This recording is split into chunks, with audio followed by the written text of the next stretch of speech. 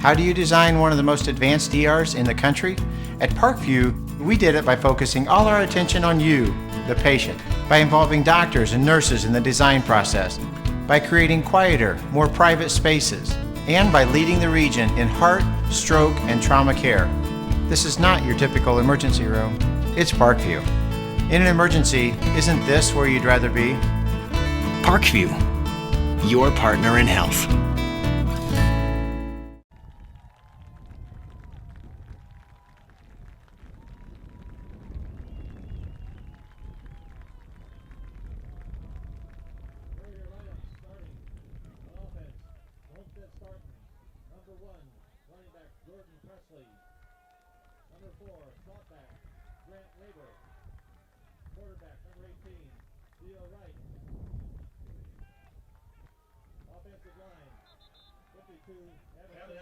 And good evening, ladies and gentlemen. Welcome to SAC Football here on Redeemer Radio. Tonight, we feature the Bishop Luers Knights hosting the Homestead Spartans live from Darcy Stadium on the beautiful campus of the University of St. Francis.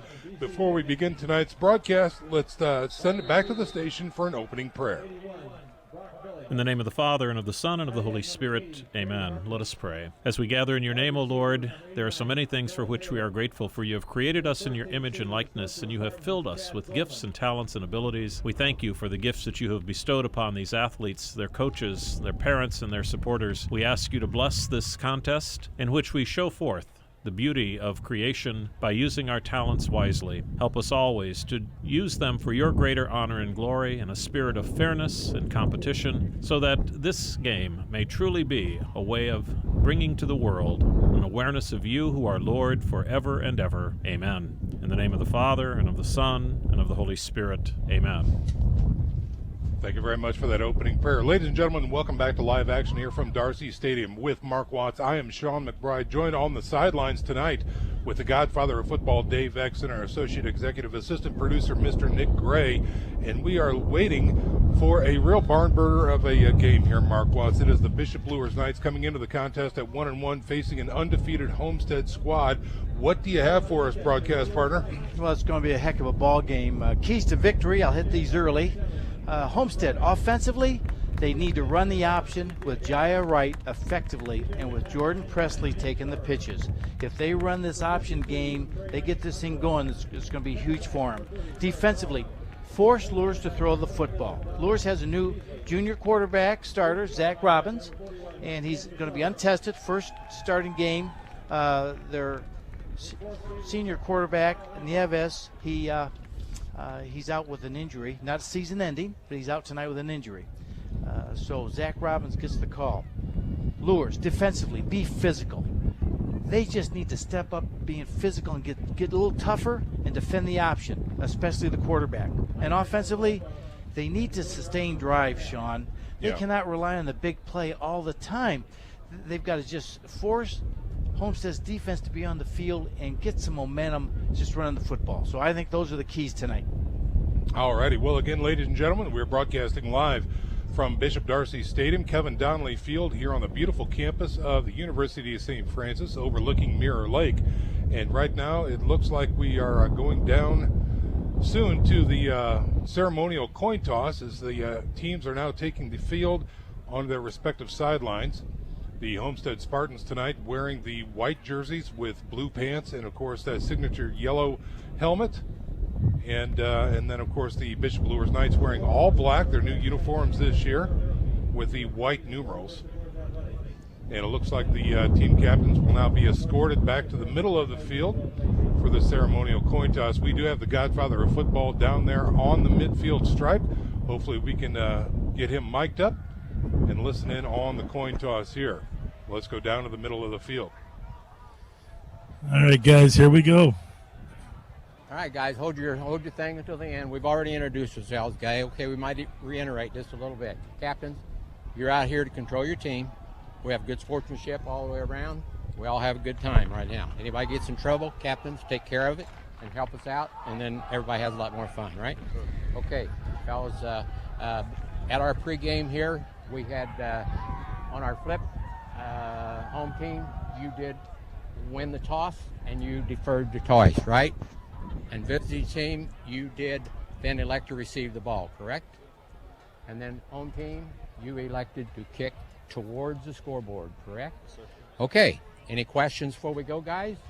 All right, turn the way we're going to play. All right, guys. Hey, I'll tell you what, the field's in great shape. Wind blowing towards the scoreboard, and that's the way the Knights are going to kick off. Another week of preparation. I want to see how each of these teams have grown, and let's see if we can have a great ball game tonight.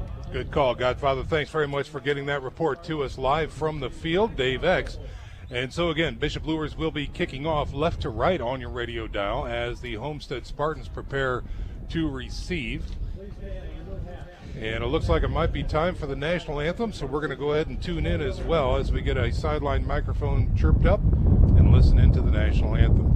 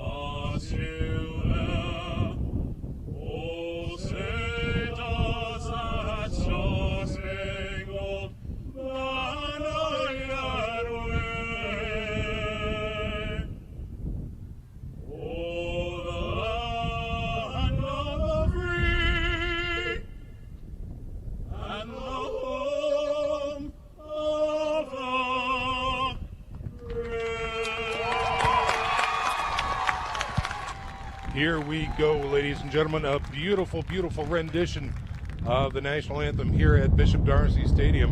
And let's once again check in with Mark Watts before the initial kick. Well, Sean, I met with Coach Lindsay this Wednesday, and he was dealing with a lot of issues with the field and with some discipline problems during this week of practice. So he had a really tough, it wasn't just all X's and O's this week. Right. But I said, Coach Lindsay, what do you want me to say to Luers Nation?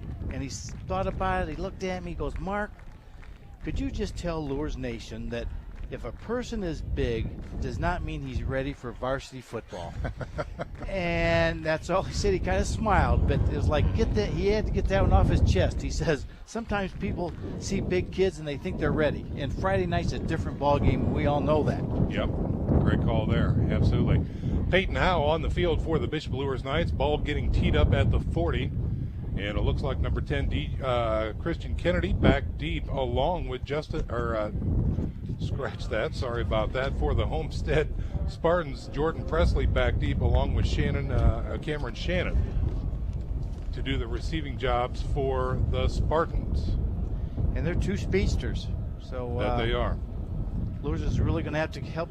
You know, they've got as much speed back there right now as Luers is going to have there when they receive the kickoff. This is a huge signature early season matchup for both squads, and now here we go. The ball is in the air. It is a low line kick, getting touched up near the 20-yard line. 25, bounces it outside to the 30. He's at the 35, the 40. Going down the sidelines, midfield, taken down into Bishop Luers territory is number 1, Jordan Presley. We're going to talk about him all night long, Mark. Oh, he's a sophomore, 5'10", 175-pound speedster, and he made a good cut right there. He hit to the sidelines. Luers didn't contain him, and he got about 30 yards on his own. One of the things we really need to talk about is special teams play, too, because we saw Bishop Luers versus Carroll.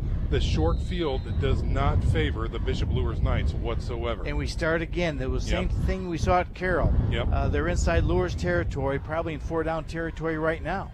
From the 47-yard line, Jaya Wright, the quarterback for the Homestead Spartans in the shotgun. Man in motion to the far side of the field. Now comes across, fake the jet sweep, quarterback read option through the middle, puts his head down, gets inside the 45-yard line, not much more there.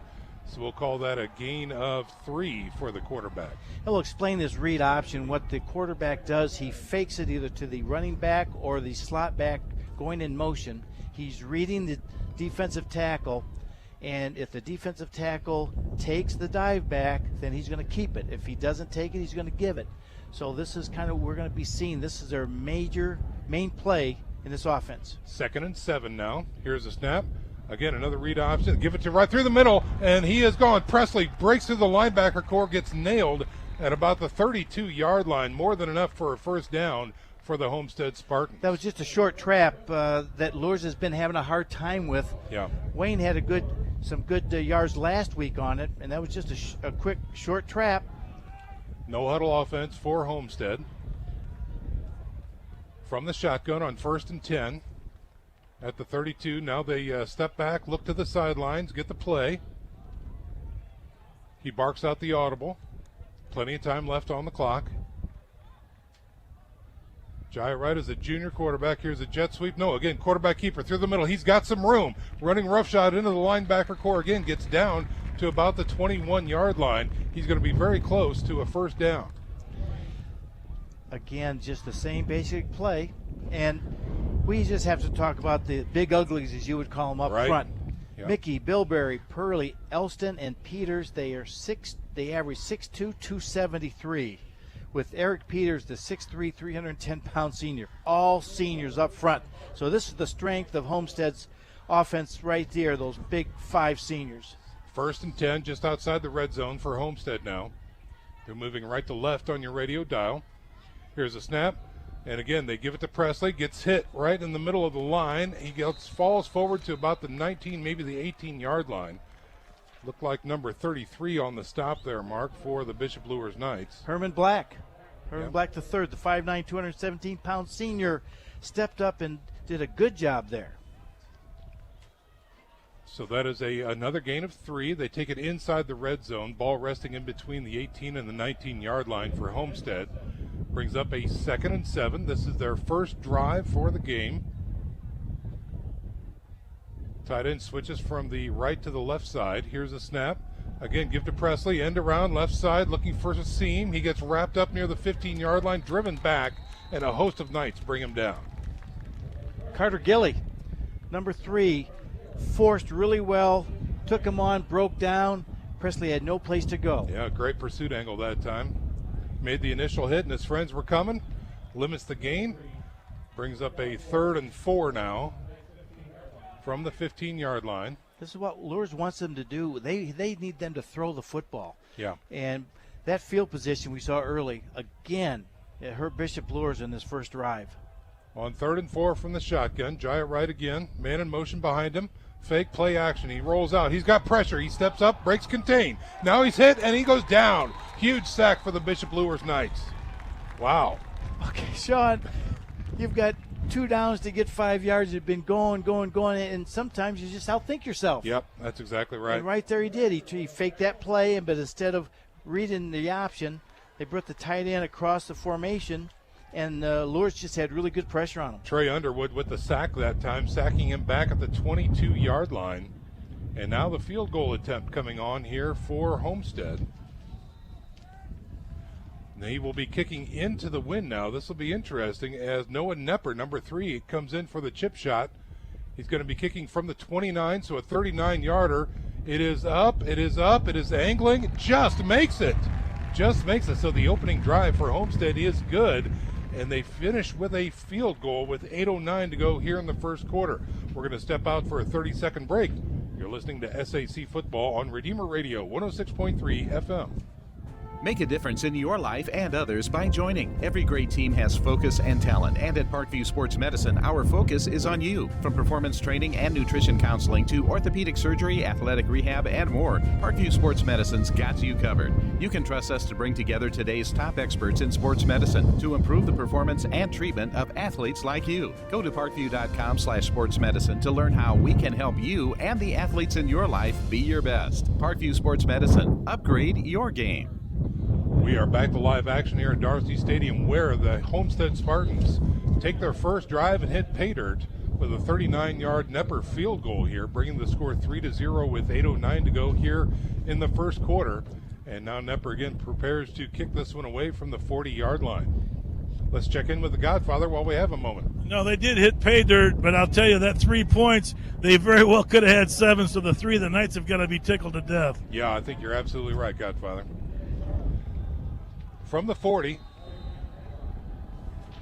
Nepper kicks this one away, and it is a short one on the hop. It is fumbled, and it is still loose. An up back couldn't contain it. Let's see if he did wrap it up. Near the 36-yard line, yes. So Bishop Luers does retain possession that time. And that's lucky right there. Gareth Brower, number 30, with the hand on that one. Well, last week, Homestead kicks it off, and it's a line drive. Hits the Concordia kid in the back as he's turning to go block, and they recovered it.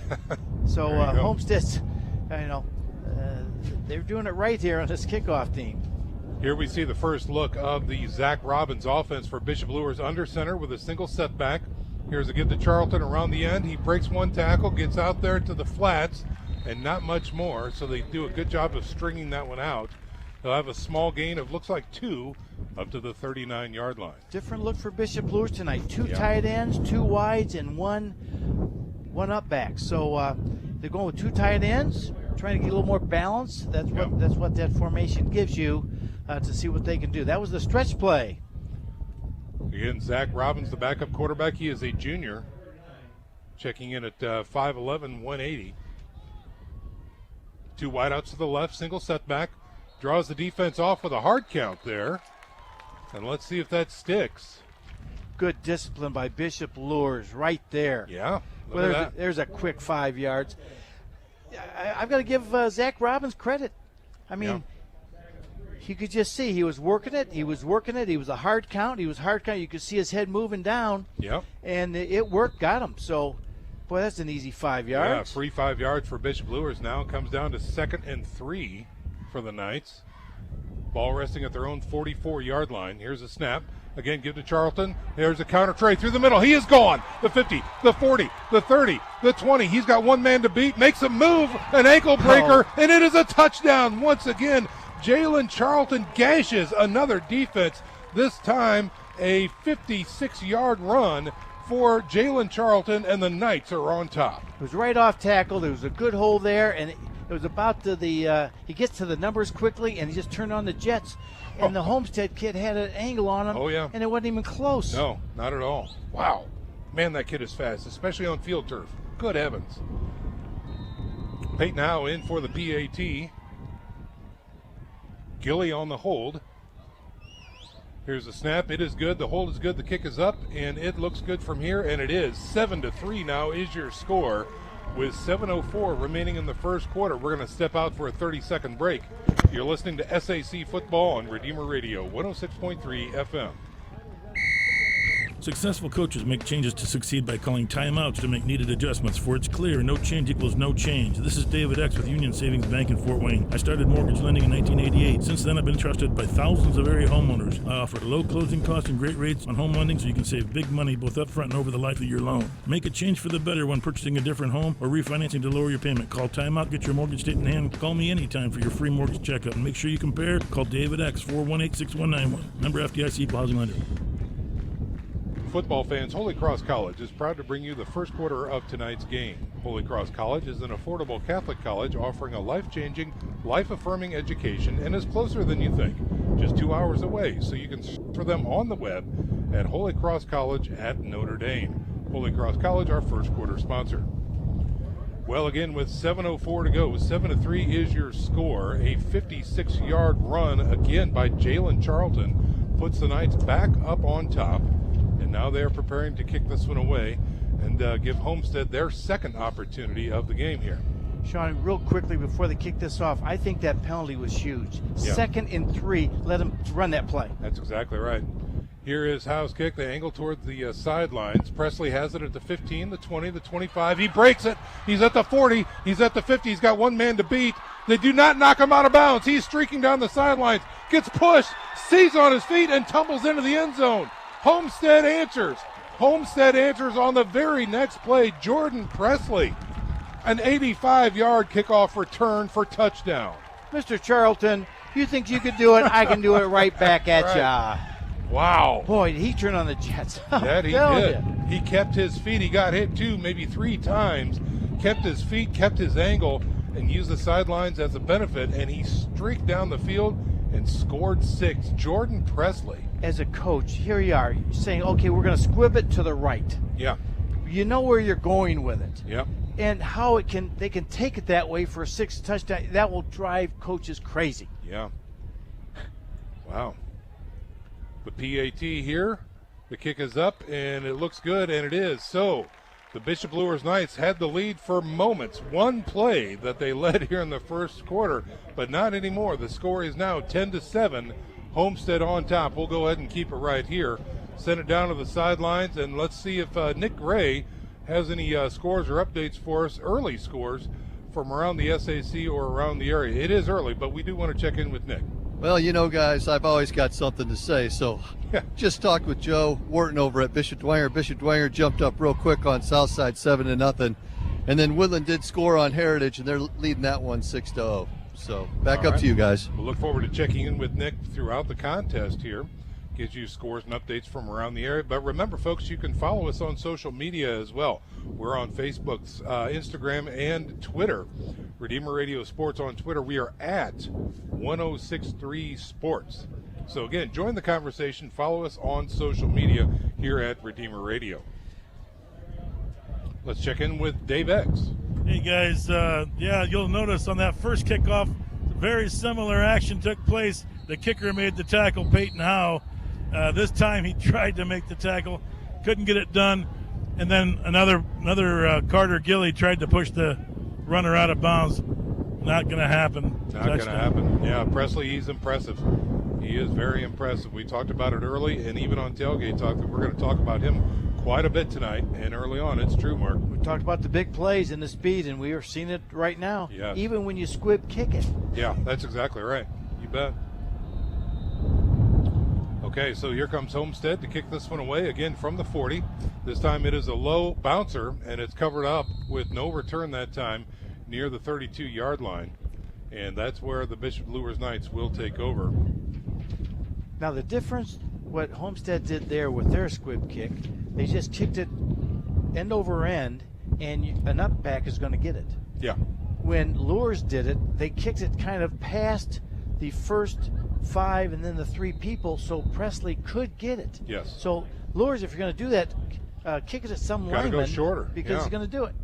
Wow. Presley already with 130 all-purpose yards here in the first quarter. He could have a monster game coming up.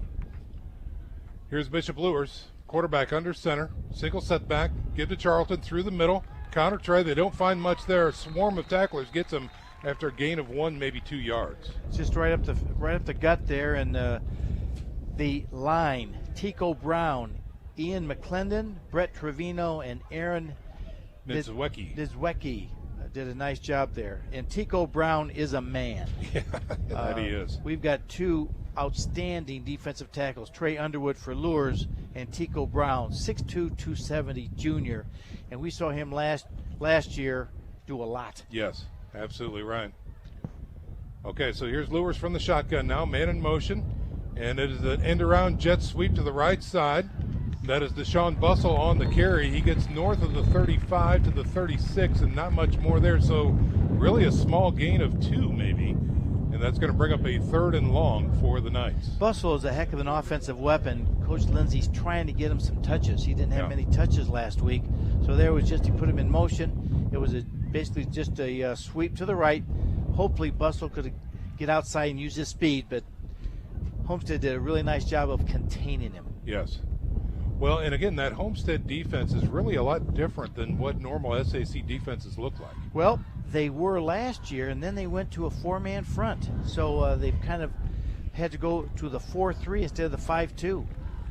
3rd and 6 now for the Knights. Critical down to keep the drive alive from the shotgun. Here's the snap. He airs it out, going deep, left side, man coverage. He's got him. Hit is caught. Down the sidelines, the 30, the 20, the 10. Caught from behind. Ball is loose in the end zone. They're going to call him down at the 2-yard line.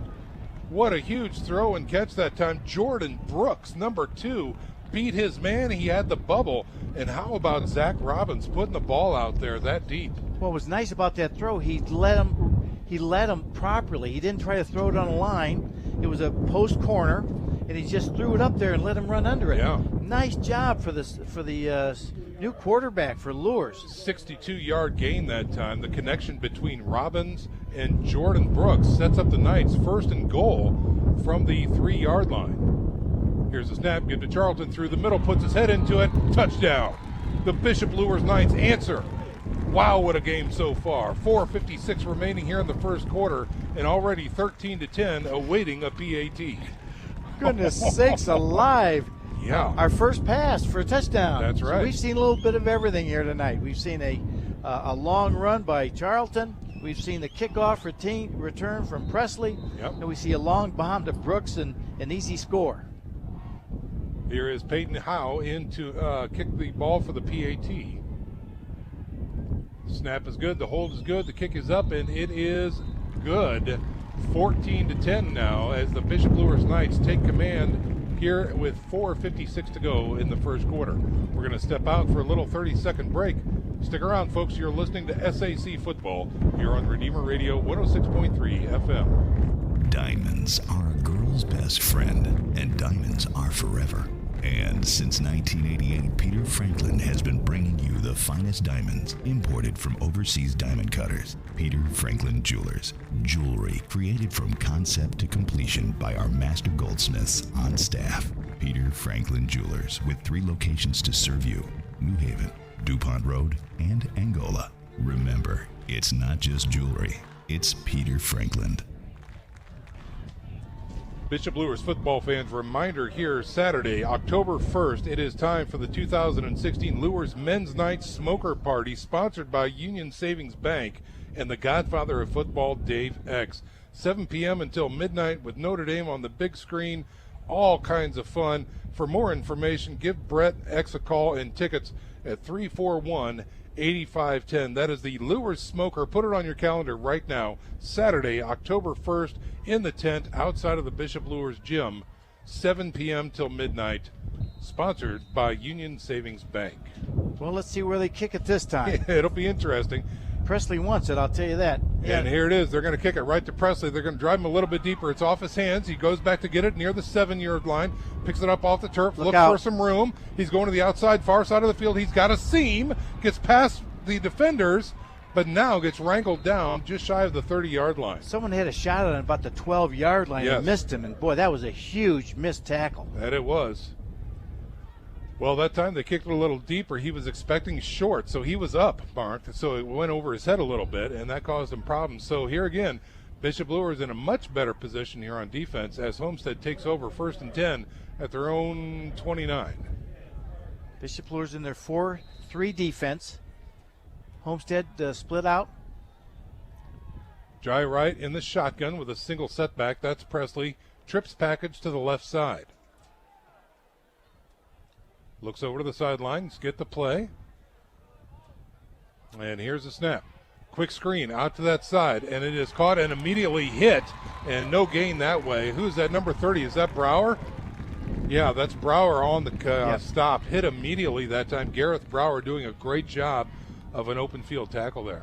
I think Coach Mullen's done a very good job with this defensive secondary. Yeah. Just their technique, their back pedal. That time he just broke on the ball, had a good angle, and made a nice open field tackle for a 2-yard loss. Yep, lost it 2 that time, bringing up a 2nd and 12 now for the Spartans. They line up and get the play. Again, single setback, 2 wideouts on the short side, 2 on the left. Here's a quick screen out to the flats. It is thrown. Oh, the ball is loose after the hit, and it is picked up by Bishop Luers, and he's running out of bounds. Let's see if it stands. Was that a catch and fumble? It looks like it. It was. That was a catch and fumble. Dave X, what'd you see down there? Well, I saw what Coach Watts was asking for in tailgate talk. He says he hadn't seen any big hits. That was a big hit after a catch, and that's what the Luers coaches like to see, and it causes turnovers. Yeah. Both these teams tonight have got speed, as you guys have talked about, So we're going to see a lot of action. It's going to be fun. Yes, indeed. Here we go. Bishop Luers on offense now, set up very well off of the turnover. 1st and 10 at the Homestead 27. Give to Charlton through the middle, tries the trap, gets north of the line of scrimmage into the linebacker core, and nice push that time by the O-line. Partner, I'm proud of you starting to see that that trap. Yeah. Gets it out to about the 21-yard line. We'll call that a gain of 6, bringing up a 2nd and 4 for the Knights. The strength of this Homestead defense is their 2 linebackers, Hunter Terrell, R.J. Carpenter, 2 seniors that are just outstanding football players. You know, there is a big number out there on the O-line that I saw just checking out for Bishop Luers, and that's Jimmy Sturm, number 99, who has seen action this week. He is a difference maker up front. Here they are. Give to Charlton on the fake through the middle. He's got the room. Does he get through? The ball is loose after the hit. Looks like he was stripped, but did they recover the ball? That was just a counter that time, not the counter tray there. That was a quicker hitter, and nice hole right up the middle there. And Charlton, he got lucky. Yes, he did. He recovered the that ball's on ball. the That's ground. right. But more importantly for the Bishop Luers Knights, they retained possession, and now the ball is inside the 10 at the 8-yard line. So they're knocking at the door. 1st and goal now for the Knights. 2:52 remaining in the first quarter. 14-10. Luers on top so far and threatening. I formation, quarterback under center. Give to the tailback. Left side, that's Tyrone Hambright. Nothing there. He gets blasted in the backfield for no gain, maybe even a small loss. Tico Brown, big old 59. Yeah. He just smothered it. You know, we talk about field position, Sean, and this is the best field position that Luers has had, you know, after a turnover. Yeah, so you're this is absolutely right. something against Carroll that we saw. They just could not get that turnover battle won or the field position won. And tonight, this is the first time they've got this advantage. Looks like an offset I formation this time. Quarterback under center. Hard count. Defense doesn't balk. He looks to throw. Fade pattern. Right side throws it up to Bustle. And it's going to be incomplete and a flag coming out. Flag coming out that time. The defender that time was on Bustle pretty hard. And it looks like he's going to be called for it. You've got to give the quarterback credit again. Yeah. Zach Robbins, he's not throwing it on the line. He threw that fade to the outside corner of the end zone, right exactly where he was supposed to throw it. Yep. And it's so hard to defend. So, again, we've got to give Zach some credit for a second pass. He lofted it very well. Yeah, he surely did. So that's going to move the ball forward inside the 5. Down to they're going to mark it at the 4-yard line. And that's going to be 2nd and goal for the Bishop Luers Knights from the 4 now. Homestead's playing man-to-man down here. You can just see it. The secondary is looking them straight man-to-man, so they know what they're going to get. I formation again, quarterback under center. Here's a snap, give to the tailback through the middle. Punches it in, touchdown, yes. Bishop Luers Knights score. Power play right through the middle. Followed as the fullback, that's Tyrion Hambright, number 32, with a 4-yard score. Starting to see this, Sean. It's not county tray. They're going right after. Power. It's power. Yeah. They're just going straight ahead blocks, nothing fancy. I think Coach Lindsay's trying to make a statement here. All right, gentlemen, nothing fancy anymore. Next with the speed. We're going to start playing Luers football. We're going to start knocking somebody in the mouth. Here is the PAT by Peyton Howe. The kick is up, and it is once again good. He's perfect on the night so far. It's early, but 21-10, 1:51 to go, and we're still here in the first quarter. Unbelievable so far. I mean, Mark, we see some games where this is the final score. Is this track meet or football game? I know, right? Good heavens. What a game so far, and we're only in the first quarter. Good heavens. What happens when both of these teams get comfortable and really start working their game? Let's think about what Homestead last week against Concordia. Their defense kind of struggled the first quarter. You're right. Remember? And Coach Dolman made a statement like, hey, we had to wake up. There were some mistakes and this and that, and we got it cleaned up. So let's see if they can get this stuff cleaned up like they did last week against Concordia. Well, folks, remember, Bishop Luers football fans, or even Bishop Luers fans in general, all men 21 and older are invited to join us for the annual Luers Men's Smoker under the Big Ten at Luers High School. The event takes place on Saturday, October 1st. Tickets are available at Bishop Luers, and again, only $25. You can also call Brent X or Dave X to get your tickets as well. Shout out to Bill Blumenhurst. He's listening tonight. He's our pro at Coyote Creek, and he's a big Homestead guy. So I said, Bill, hope you're listening. Here is the kickoff. And again, it's a low liner, and it's Presley gets it, touched up, and then goes to the other receiver's hands. He's trying to is around. He's got some room at the 30, the 40, the 50. He is down at the 40. He's got a blocker, makes a move, 20. He's at the 10. Touchdown, another kickoff return for a touchdown by Homestead. This time it is by another speedster, number 10 for Homestead. That is Cameron Shannon, the 5'10", 170-pound sophomore. Runs it back for another huge score. Wow. That time Bishop Luers kicked it again to the right. You know, you might think they might want to go left or a little bit shorter. Yeah, that's exactly right. An 84-yard kickoff return for a touchdown. Wow. I mean, you had Homestead right where you want them, and they just came right back at They him. answer. Noah Nepper in for the PAT. The snap is good. The hold is good. The kick is up, and it too is good. 1:38. Mere moments tick off that clock, and another score on the board, 21-17. So, Mark, just when Bishop Luers was thinking we've got some separation here. Right. No, none whatsoever. Now it's a 4-point game. Wow. And that would work to Bishop Luers' advantage because Homestead's going to run that, Wright is a better runner than he is a thrower. I mean, he throws a nice ball, but they want to run the football with that offensive line. Sure. So 10 points would maybe put a little more pressure on Wright to throw the football. Not now. 4-point game. Godfather, what do you have for us? Let you know that before the game, the officials, this is the same crew that was at Northwestern last year in the playoffs.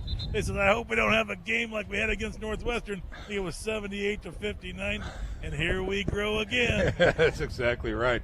Getting the stats here from Mike Kelly, it looks like so far, Homestead return game putting up 405 yards in the first quarter. Can you believe that? Oh, I'm sorry? 218, I'm sorry. I was looking at that number right there. That's not the right number. 218 yards. Still an impressive number. Here in the first quarter. 405 is really kind of unbelievable. So maybe I should read your writing a little better, Mike. Sorry about that. If I'm coaching the kickoff team, I'm hiding right now from Coach Lindsay. That's right. Here is the kickoff for Homestead. It's on the ground, takes a big hop. Now it's touched up and picked up near the 23-yard line. Running sideways was Bustle, but he did not get a return. Good pursuit angles that time by Homestead to limit that. And he's going to be dropped at about the 23-yard line. Grant Raber right there, the junior, made a nice play, caught him from behind. Good work. So Bishop Luers, Heather, now on the 23. Yeah. So a long field this time comparatively for Bishop Luers.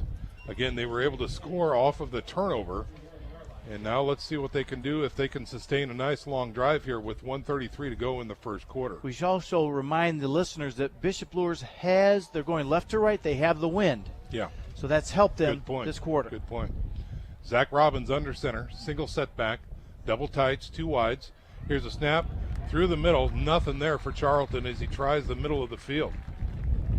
Good collapse by that Homestead front four there. Well, R.J. Carpenter, there was another trap that time, and instead of sitting back, he read it and he just filled right in the hole, right, as he was supposed to. So Carpenter, reading the trap play, just snuffed it out. And now the Bishop Luers faithful hold their breath as number 29, Jalen Charlton, is hobbled as he gets up. He's standing there talking to the official as the trainer comes out. He is up on his feet, but he is certainly hurting right now. And he's going to slowly make his way to the sidelines. We never speculate about injuries, but we see he's got his right ankle taped heavily on the outside of the shoe. Right.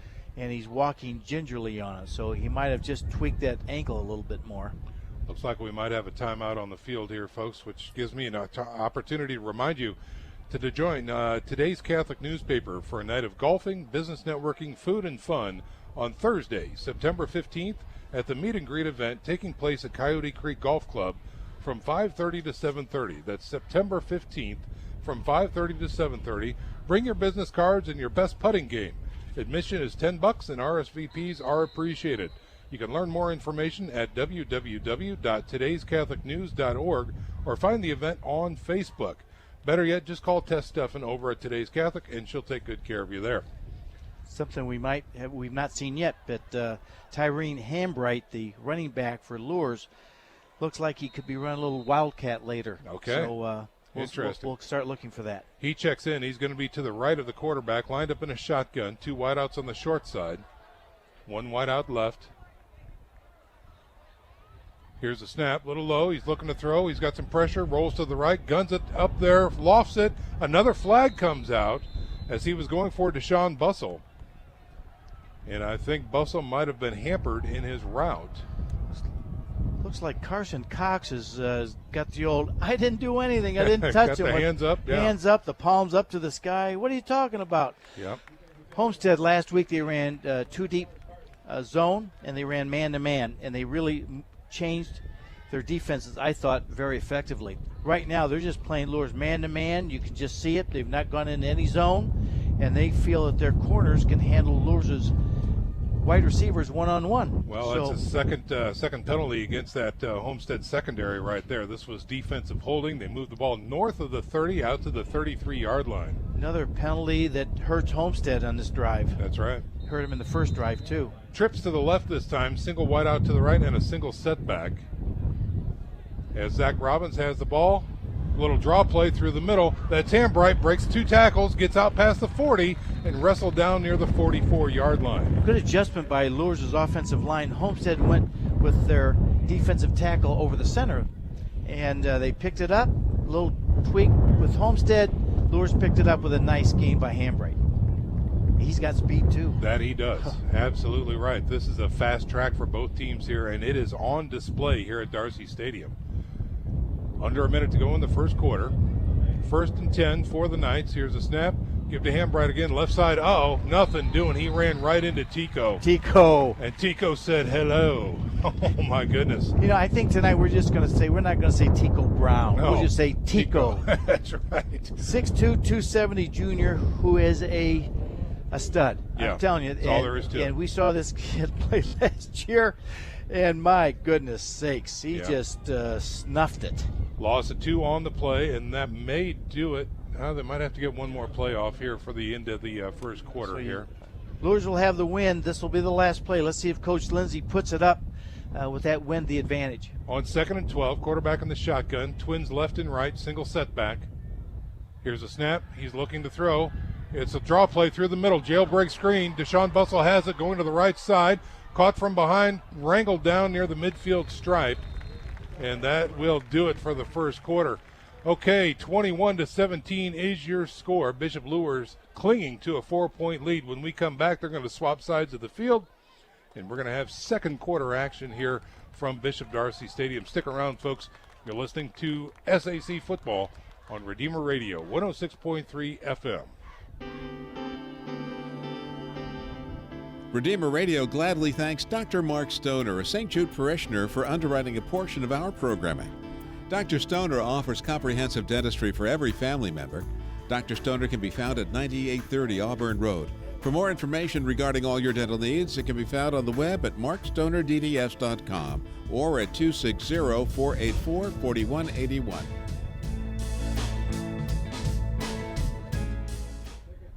Tri-State Warehousing is one of the most complete service-oriented companies in the warehousing field today. Located in Fort Wayne, Tri-State Warehousing is a 50,000 square foot dry and temperature-controlled storage facility, serving 2/3 of the continental U.S. with overnight rail service. The dedicated staff and specialty services of Tri-State Warehousing are known throughout the industry. For great things in store, call Tri-State Warehousing, 260-436-2010. That's 260-436-2010.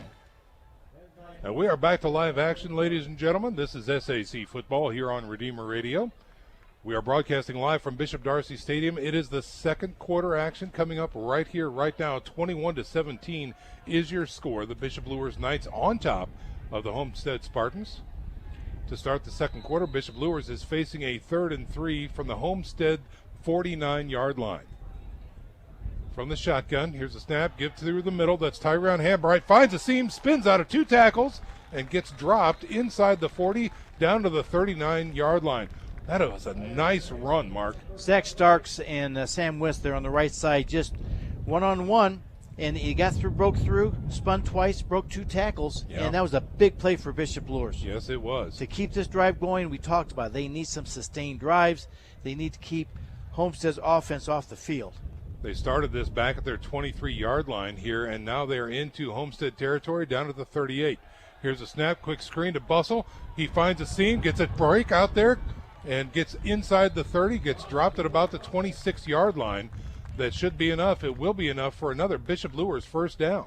I'm going to go back. Zach Robbins here, the quarterback for Luers, gets his first start, is managing the game very well. You're absolutely right. He's 3 for 3. He's thrown those 2 fades where he needed to throw them, and right there he just threw it right where Bustle could catch it and run. He threw it to the inside. On 1st and 10, consecutive first downs now for Bishop Luers. Trips to the right from the shotgun. Oh, it's a bad snap. Gets out of his hands. He has to run back near the midfield stripe and cover. And, boy, that is going to be a huge loss for the Bishop Luers Knights just when the momentum was building. And now a mistake. Mark, it looked like he wasn't looking at the ball when it flew back from the center. I don't know if that was just went through his hands. I'm sorry, Sean. I was watching Homestead's defense. They're playing man-to-man. I was just kind of seeing how they're going to play, so I didn't see that. I didn't see it. I don't know if it was off target or whatnot. Well, the result is the same. It's back at the Homestead 49-yard line. And that's what Coach Lindsay would say. They're playing behind the sticks on this series. Yeah, they need to get down to the 16-yard line for a first down, so almost half the field to go here. Here's a quick screen to the left side. Brooks has it. He's got some blockers out front. Gets inside the 40, the 30. Streaks down the sideline. He could go all the way. The 10, the 5. Touchdown. Oh, no. There is a flag back near the 40. Oh, no. Let's see what the call is.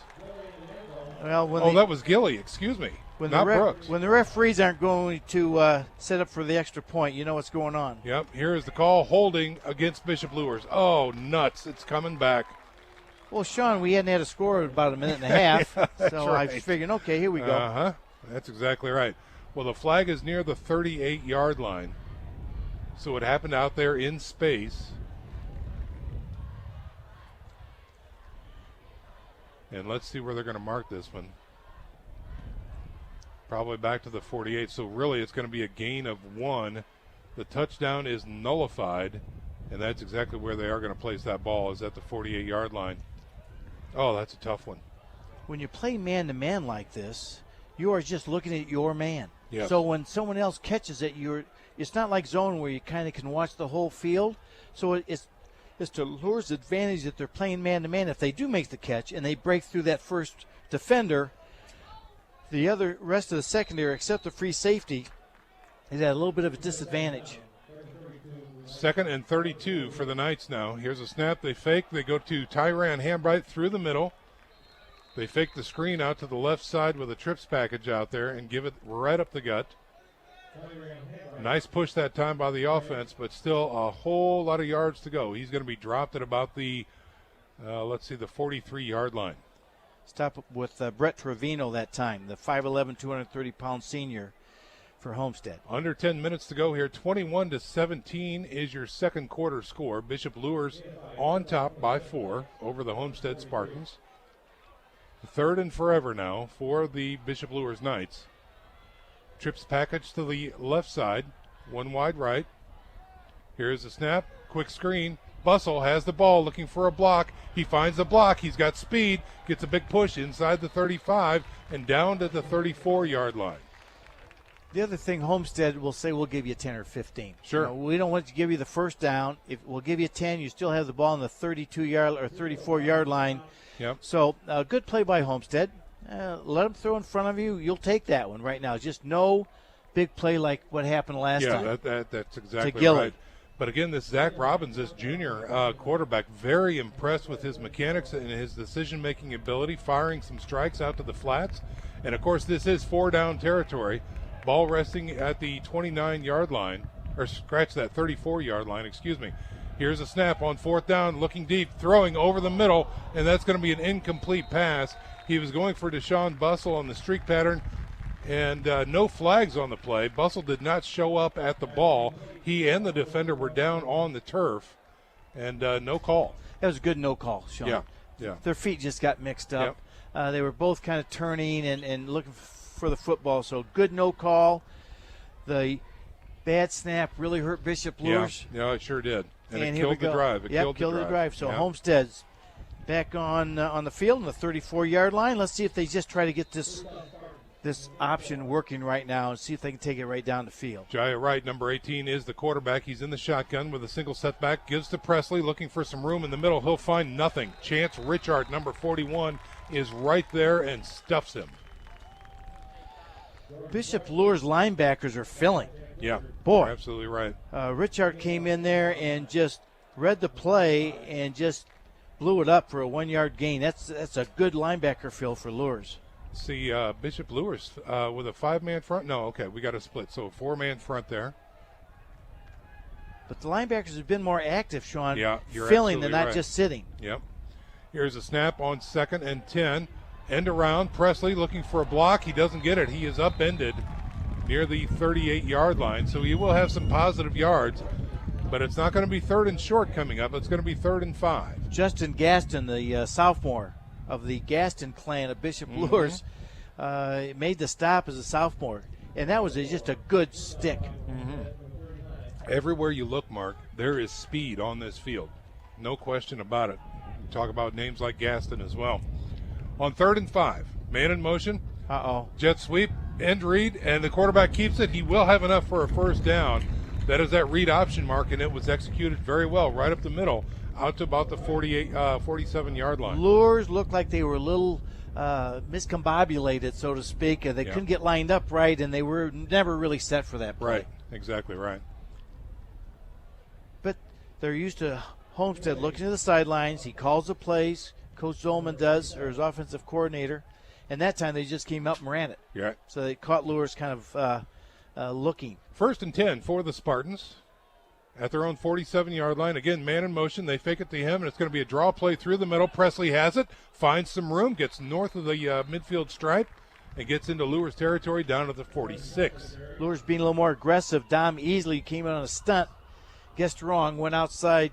Presley went inside. But Luers is getting a little more aggressive with their defensive calls right now. Well, and again, easily the coming into this contest, leading tackler for the Bishop Luers Knights from his linebacker position, number 24 there.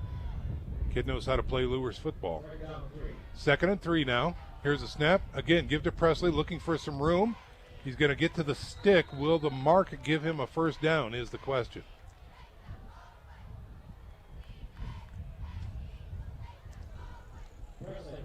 Zach Starks with the defensive stop there.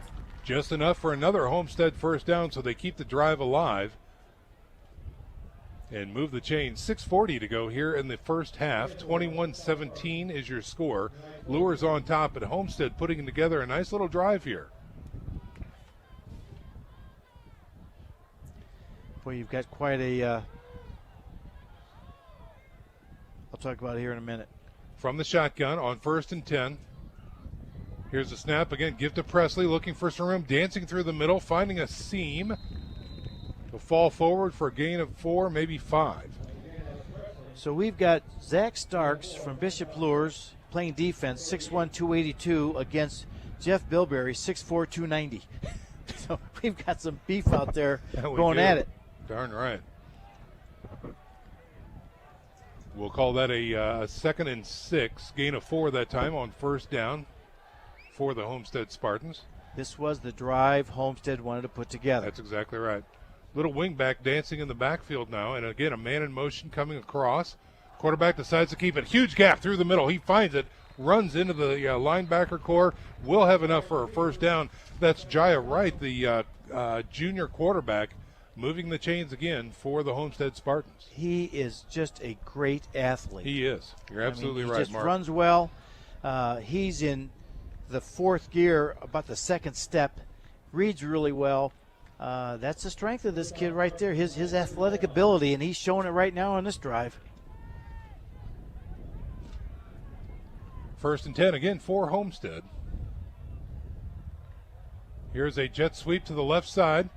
He finds some room. Oh, nice open field tackle right there by number 1 for Bishop Luers. Gaston, here he is. He's coming to play. That he is. Brandon Layton, the ball carrier that time. as Gaston picks up the jet sweep and plants him. He does get positive yards, 3 yards that time, bringing up a 2nd and 7. That's a good defensive secondary call there. In cover 2, the corner's 5 yards deep, one outside, forces the man inside, and he reads the sweep. He was right there. Perfect play by Gaston on that coverage. 2nd and 7, under 5 minutes to go here in the first half now. Again, man in motion to the far side of the field. Draw play through the middle to Presley. We've got a flag coming out now as he is tackled by a host of Knights there after a gain inside the 25-yard line. I think Jimmy Sturm got held, Sean. Yeah, I think you're right. It was on that side. This one might be coming back. I could see Jimmy Sturm smiling in his helmet all the way from here. Hey, folks, stick around during halftime.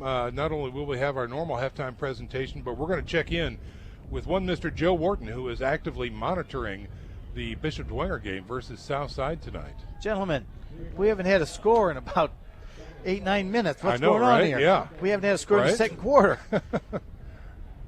4:36 remaining here in the first half.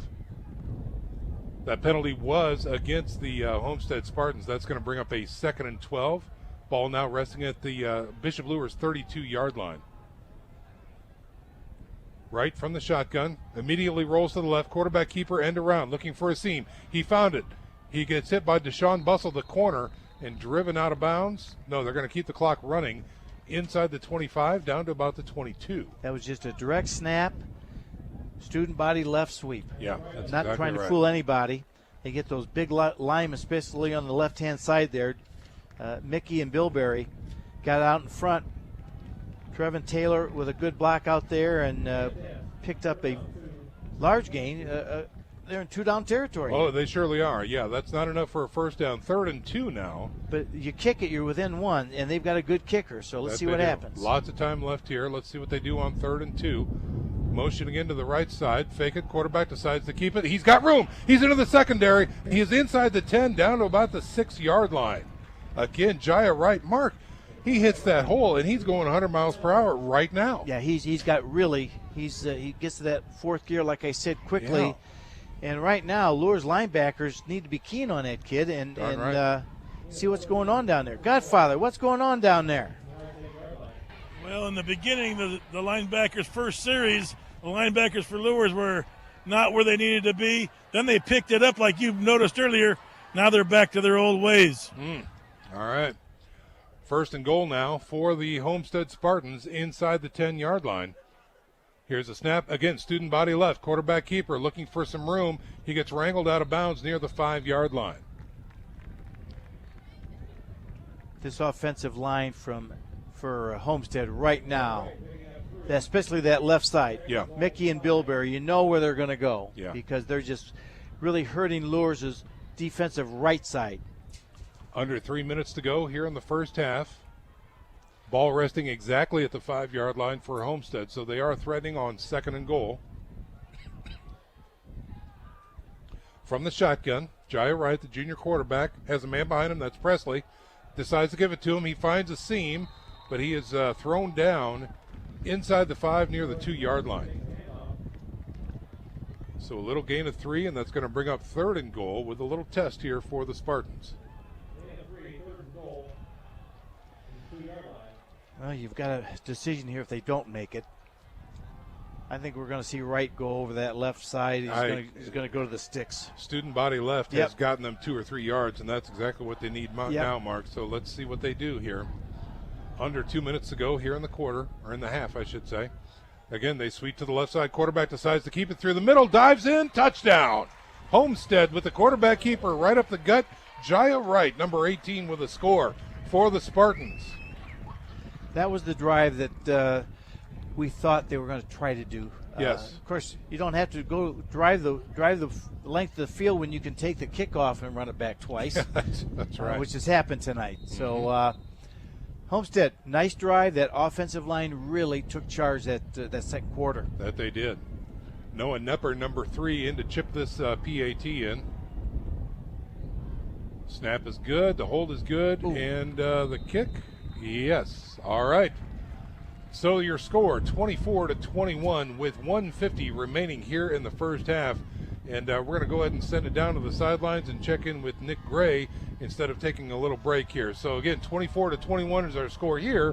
What do we have from around the area, Nick? Well, we got a lot going on tonight, guys. Bishop Dwyanger's beating Southside 21-6 right now. That's just about at the half. Carroll's up on Northside 20-0, so there's your at least 3 touchdowns. I think someone called 4 on Tailgate Talk. Snyder Concordia right now. Snyder is, I believe, losing to Concordia 7-6. I got to double check that one. Wayne Northrop, we talked about that being a barn burner tonight, guys. Wayne is indeed winning that 10-7 though. Leo is up on Norwell 14-0, and Woodlands beating Heritage 12-7. So that's what I have for you right now. We'll keep checking back after a bit. All right, very good. Nick Gray preparing for his halftime interview here at Bishop Darcy Stadium. 1:50 remaining in the first half.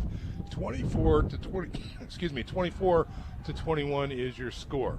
Fans, we're at Bishop Darcy Stadium tonight because Bishop Luers, Wednesday, they had some problems with flooding on their field. So it was not playable, especially because it's so dangerous. So St. Francis, nice enough to give us this facility to use tonight, and it is just a gorgeous facility. Homestead goes back on top 24-21 off of a 13 rush, 66-yard drive here. And now here's the kickoff taken deep. And again, that's Gaston finding room through the middle. Takes it at the 5. He gets out to the 40 before he's taken down from the side. And again, gives them a shot with a short field taken all the way out to the 41-yard line. Wow. I'm speechless. Yeah. Here we go. Why kick it deep? Yeah, that's exactly right. But okay. Maybe they thought they could get it into the end zone. That's true. Yeah. That's true. Yeah, they do have the wind at their back, so that was probably the thought there from Homestead. Right. No, I'm being facetious there, but well, you know, we've just seen a lot of runs backs tonight. That we have. You betcha. And Gaston did a fine job on the return that time. Twins out to the left, working from the right hash mark. Now a man in motion coming to the left side as well. They fake the throw, get to Hambright. Oh, he's caught in the middle and thrown down violently that time. Oh, my goodness. Hambright got Tico. The cobwebs removed. That by Tico, number 59. He's fun to watch. That he is. Tico Brown. We're just calling him Tico tonight. That's right. Because the way he's been playing tonight, we all know him. That's exactly right. So a loss of 2 that time. Marks the ball back at the 39-yard line, bringing up a 2nd and 12. He looks to throw. It's going to be a screen pass this time. Brooks has it, spins out of 1 tackle, but there are 6 Homestead Spartans there to wrap him up near the 40-yard line.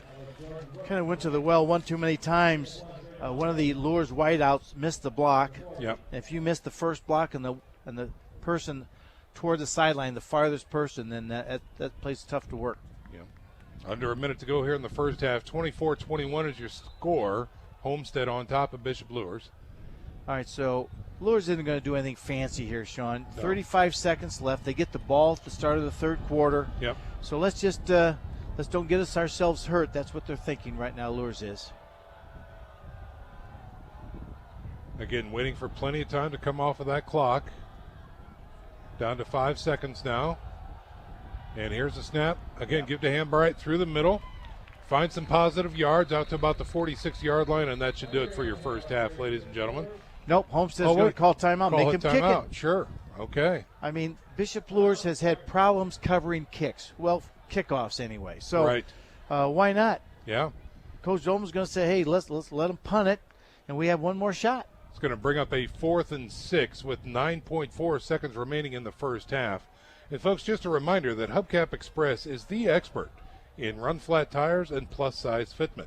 If you need your rims fixed, Hubcap Express is the company for you. They can check them out on the web at hubcapexpress.com, and they are located at 606 West Coliseum Boulevard, Hubcap Express. Sean, or they could come out and try to block it. You know, put 11 people up there Sure. and say, hey, because if we get it blocked, at least they're going to get the ball, at least in a field goal situation. That's so right. Let's see how Homestead plays it. They're going to play for the return. They're going to play for the block. Timeout on the field right now as Homestead breaks huddle and comes back out. Bishop Luers talking it over as to what they want to do here. And they're telling them the same thing. Hey, listen, We've got to cover this thing, but we have to make sure we stop their initial charge. Peyton Howe is your punter. Again, the ball is resting at their own 46-yard line. Howe is going to launch this one from about the 34. I'd kick this thing left out of bounds. Yeah. Back deep, that is not Presley. Looks like they're going to set up a return. Here is a snap. They get the kick away. And it is caught near, fair caught near the 28-yard line by Grant Raber, number 4 for Homestead. And we've got 4.3 seconds remaining. Good job by Luers punt team. They held their ground. Yep. Howe had plenty of time. Didn't let the defense get in there. And swipe good at coverage. it. Yep. Yeah. All right. Okay. What a boring second quarter. I know, right? Comparatively, you bet. What's going on here? These long sustained drives, what are those about? Yeah. We get one score is all. We had one called back. Brooks's touchdown. Screen called touchdown. back, yep, with the block in the back. Okay, so it looks like victory formation here. It looks like Homestead's just going to snap the ball and touch up, and that will do it now for the first half of action. What a first half of play here from Darcy Stadium. 24-21, Homestead on top of Bishop Luers. Stick around, folks. Our halftime presentation is coming up right after this 1-minute break. You're listening to SAC Football on Redeemer Radio 106.3 FM. Shawnee Construction and Engineering is proud to support tonight's game. We specialize in commercial and industrial construction and use unique life cycle principles to provide our clients the highest quality craftsmanship for the life of the project. Shawnee Construction and Engineering are partners with you for lifetime savings.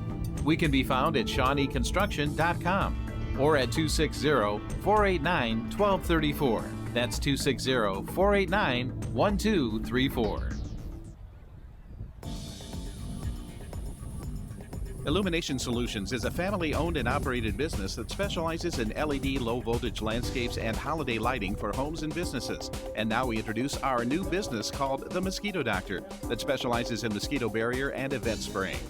In addition, mosquito misting systems are also available. The phone number is the same for both businesses at 260-489-1000.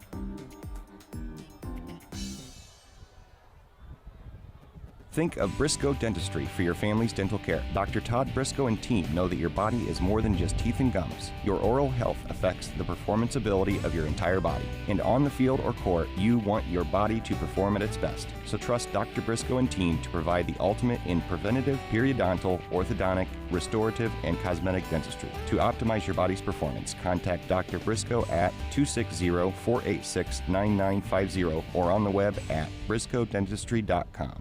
We are back to the halftime show here at Bishop Darcy Stadium.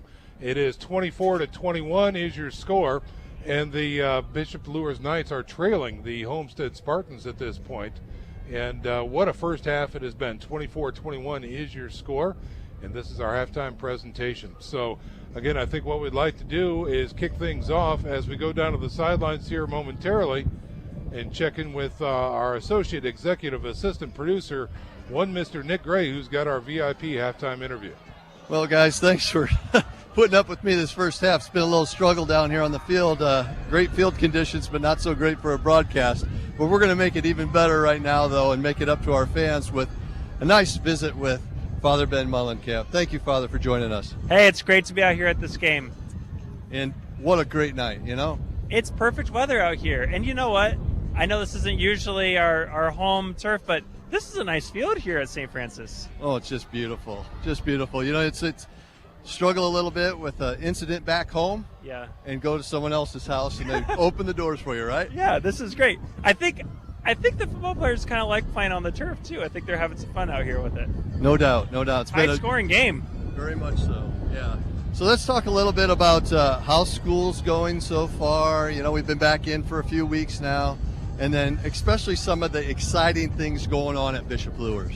Well, what's exciting is I think that this is the biggest freshman class that's come into Bishop Luers in many, many years. Our school is really getting filled up.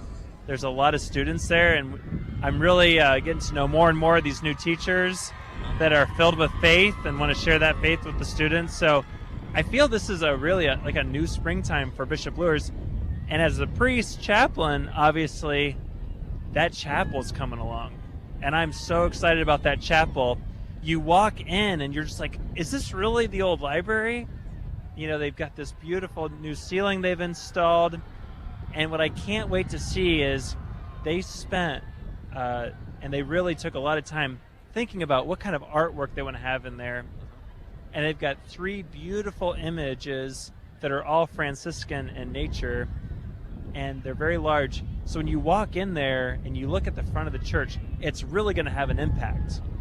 And obviously Christ is going to be central. The chapel is going to hold 180 students. And so what we're going to be able to do is we're going to be able to have class masses. I don't know if you've ever been to oh yeah, you went to Catholic school. Yes, Father. Was it ever kind of distracting when you're in a gym having mass? I don't know what your experience. Well, I will tell you, I've been to a lot of masses at Bishop Luers and other schools around the diocese, and I can tell you already that Bishop Luers masses are a little bit more spiritual than others. But just wait till the new chapel comes along. You know, we have excellent music. We've got an excellent music department, and so the music is really well executed for our class masses. But you're still in the gym, and you're like, I was just in here last Friday watching the basketball game. Whereas since it holds 180, we're going to be able to have class masses where I think it's going to be easier for us to pray. And so we really want to be able to pray well. And so I think that's great that they reorganized that to make that happen. I've always thought that, Bishop Luers is a special place, and you get that Luers spirit. And it has been a good place to pray. But it's kind of that good, better, best that's happening. Well, you know what I think is right now, we've never had a generation more concerned about visuals. This is the iPhone generation. Correct. And just like in the old times, those stained glass windows, they were catechetical. And these beautiful images in the front of the chapel, I pray that they help these young people contemplate the goodness of Christ. And you know it will. So thank you so much for sharing that with us, Father Ben, and being a guest once again this evening on the Halftime, enjoying the VIP show. Yes. That's you. Yes. With that, folks, it's been Father Ben Mullenkamp here with me this evening. It's been great to be here. Thank you so much. Back up to you guys. All right, Nick, great. Thanks very much for that great interview, and special thanks to Father Ben Mullenkamp. Folks, this is our halftime presentation. 24-21 is your score. Homestead on top of Bishop Luers. When we come back after this 1-minute break, we'll check in with Joe Wharton, who is tailing the Bishop Dwenger Saints. Stick around, folks. We're back after this 1-minute break. You're listening to SAC Football on Redeemer Radio 106.3 FM. Save money, save energy, and make your home more comfortable. Just call Momper Insulation to re-insulate your existing home. By adding insulation to ceilings and attics, sidewalls, crawl spaces, and basements, your home will stay warmer this winter, and you'll see a noticeable drop in your energy usage. And that translates into savings. Insulation is all we do at Momper. Expert installers and the best materials mean no gaps, no leaks, and no wasted energy. Call Momper Insulation today at 432-7543. Successful coaches make changes to succeed by calling timeouts to make needed adjustments, for it's clear no change equals no change. This is David X with Union Savings Bank in Fort Wayne. I started mortgage lending in 1988. Since then, I've been trusted by thousands of area homeowners. I offer low closing costs and great rates on home lending so you can save big money both up front and over the life of your loan. Make a change for the better when purchasing a different home or refinancing to lower your payment. Call timeout, get your mortgage statement in hand. Call me anytime for your free mortgage checkup. And make sure you compare. Call David X, 418-6191. Member FDIC, Equal Housing Lender. And we are back to live action here. This is our halftime show coming to you live from Bishop Darcy Stadium on the beautiful campus of the University of St. Francis, where the Homestead Spartans lead the Bishop Luers Knights 24-21. We're going to go ahead and check in right now with our other broadcast partner, Joe Wharton, who is tailing the Bishop Dwenger Saints. Joe, take it away. Hey, guys, good to be with you again. What a night for football, huh? Beautiful. Oh, beautiful. Absolutely. Yeah, 28-6 is what we have out here at Zollner Stadium. The Saints are on top. It's really been the Blake Pachelny show here tonight, guys. Saints started out scoring with a 14-yard touchdown pass to Tommy Steele. The next one was a long one. I believe it was 38 yards to Tommy Steele. And Blake followed that up with a 58-yard run on his own off tackle. And then just finished up the scoring here in the first half for the Saints on a little swing pass to Jordan Hudson, who took it 53 yards to pay dirt. So those were the 4 scores for the Saints. Southside got on the board here in the second quarter on a fade pattern. That's Coach Mark Watts' favorite pass, fade. Fade to the corner of the end zone where who else was there to catch it but one Mr. Bobo, the fine receiver for these Archers. So that's where we're at right now, guys. 28-6 with, again, 3 minutes to go in this first half. Hey, Joe, real fast. Is Amon Clark on the field? What do you have for us? Yeah, Amon Clark is on the field, and actually he got to start 2 ways tonight, guys. Now, they've been managing his minutes, but he has been in there, and he's looked pretty darn good. He's made some people miss, and he's going to be back into midseason form here, I got to believe, in the next couple weeks. All right, very good. Outstanding. Well, good deal. If you can, keep those texts coming into Nick Gray and keep us abreast of the score. And thanks very much for being with us tonight, Joe. All right, guys, you're doing a great job. Make it a great night. You bet. You too. Thanks so much, bud. We'll see you soon. All right, folks, we're going to go ahead and step out for a 1-minute break. When we come back, we have the first half stats with Mike Kelly. So stick around, folks. We're back in 1 minute. You're listening to SAC Football on Redeemer Radio 106.3 FM. A clean office space. Okay, that's an easy choice. And choosing the right company to clean your business is easy too. Sioka's Professional Cleaning is the choice of a lot of Fort Wayne companies because of the 100% satisfaction guarantee. Sioka's does it with built-in check systems to make sure your business is cleaned beyond your expectations every time. First impressions are critical, so make sure yours is always the best with professional cleaning from Sioka's. The best people, the best service. 483-2112 or online at siokas.com. Amore's Pizza proudly supports Catholic sports. Try our Chicago-style stuffed pizza made with top-quality meats and cheeses. Your mouth will taste the difference. We also offer gluten-free options or many unique items. Amore's Pizza is located at 933 East DuPont Road, right off Coldwater. Full menu and specials can be found at amorespizza.net or call 490-9099. Amore's Pizza, where our food is made with love. We are back to live action, ladies and gentlemen. This is our halftime presentation here where the Homestead Spartans are on top of the Bishop Luers Knights 24-21. And as we get ready to conclude our halftime presentation, we're going to swing things over to one Mike Kelly, a familiar voice here on Redeemer Radio. Maybe not Redeemer Radio Sports, but familiar nonetheless. Mike, what do you have for us? Hey, happy to be pinch hitting tonight, Sean. Glad to have you here. Really impressed with Zach Robbins, 6 for 6. 105 yards in his first start, and they're looking really poised as a junior. So 105 yards of passing. We had 18 rushes for 89 yards for 194 total for Luers on the offensive side. For Homestead, we had Wright 2 of 2 for 1 yard of passing, but he rushed for 9 times for 52 yards and a touchdown. Presley, 9 rushes for 41 yards with 2 touchdowns, one of those being an 82-yard kickoff return, and then Shannon with an 84-yard kickoff return. So if you look at Homestead, 1 passing yard, 88 rushing yards, 218 kickoff yards for 307 total. So that's the difference right now. Outstanding. All right. Well, thanks very much for that update on the stats, Mike. We're going to check in with you with game totals at the end of the evening, as far as that goes. But I guess let's talk about this, guys. Obviously, special teams, huge factor tonight. Mark Watts.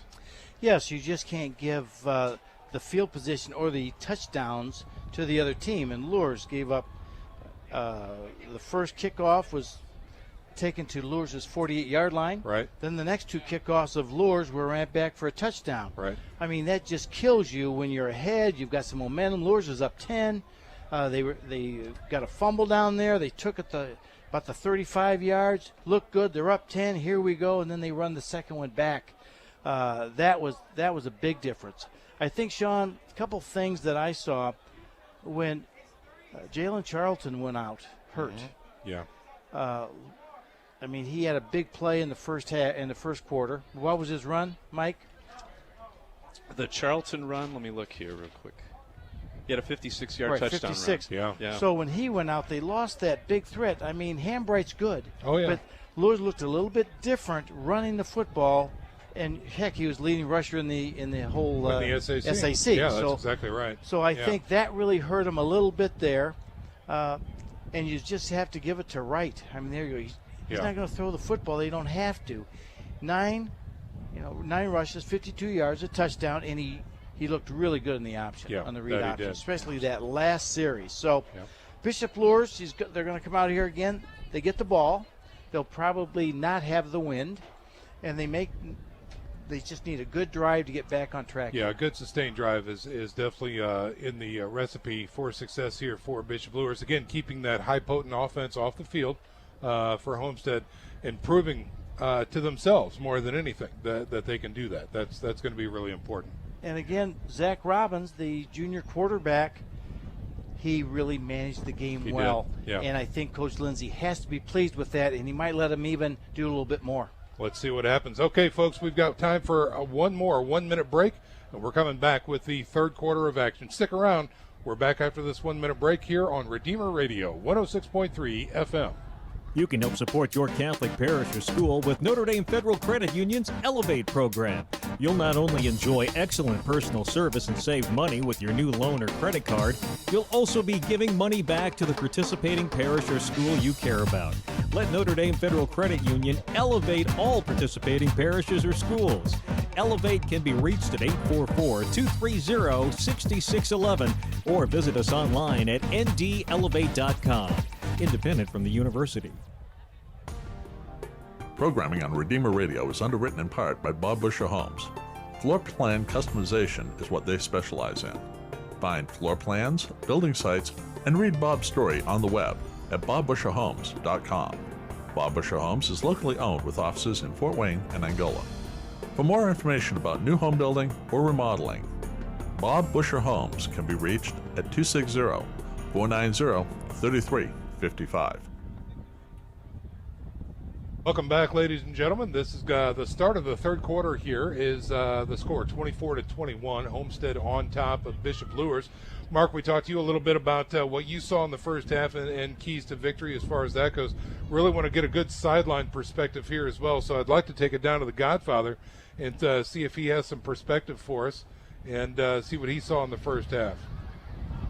Hey, guys. Really, from what I saw, the offense is there for the Knights.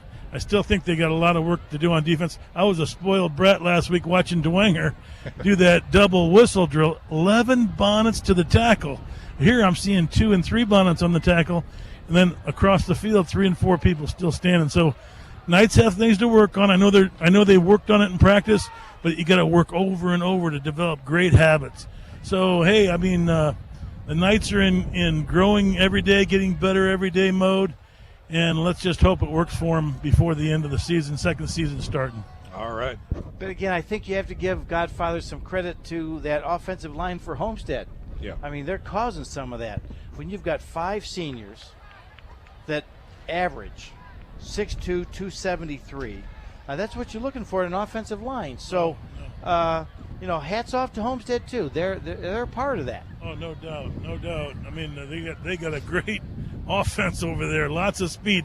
That's why the points are on the board. Yeah. That's why they're responding, not taking anything away from Homestead. Goodness gracious, I'm enjoying the speed I'm seeing on this AstroTurf they got out here.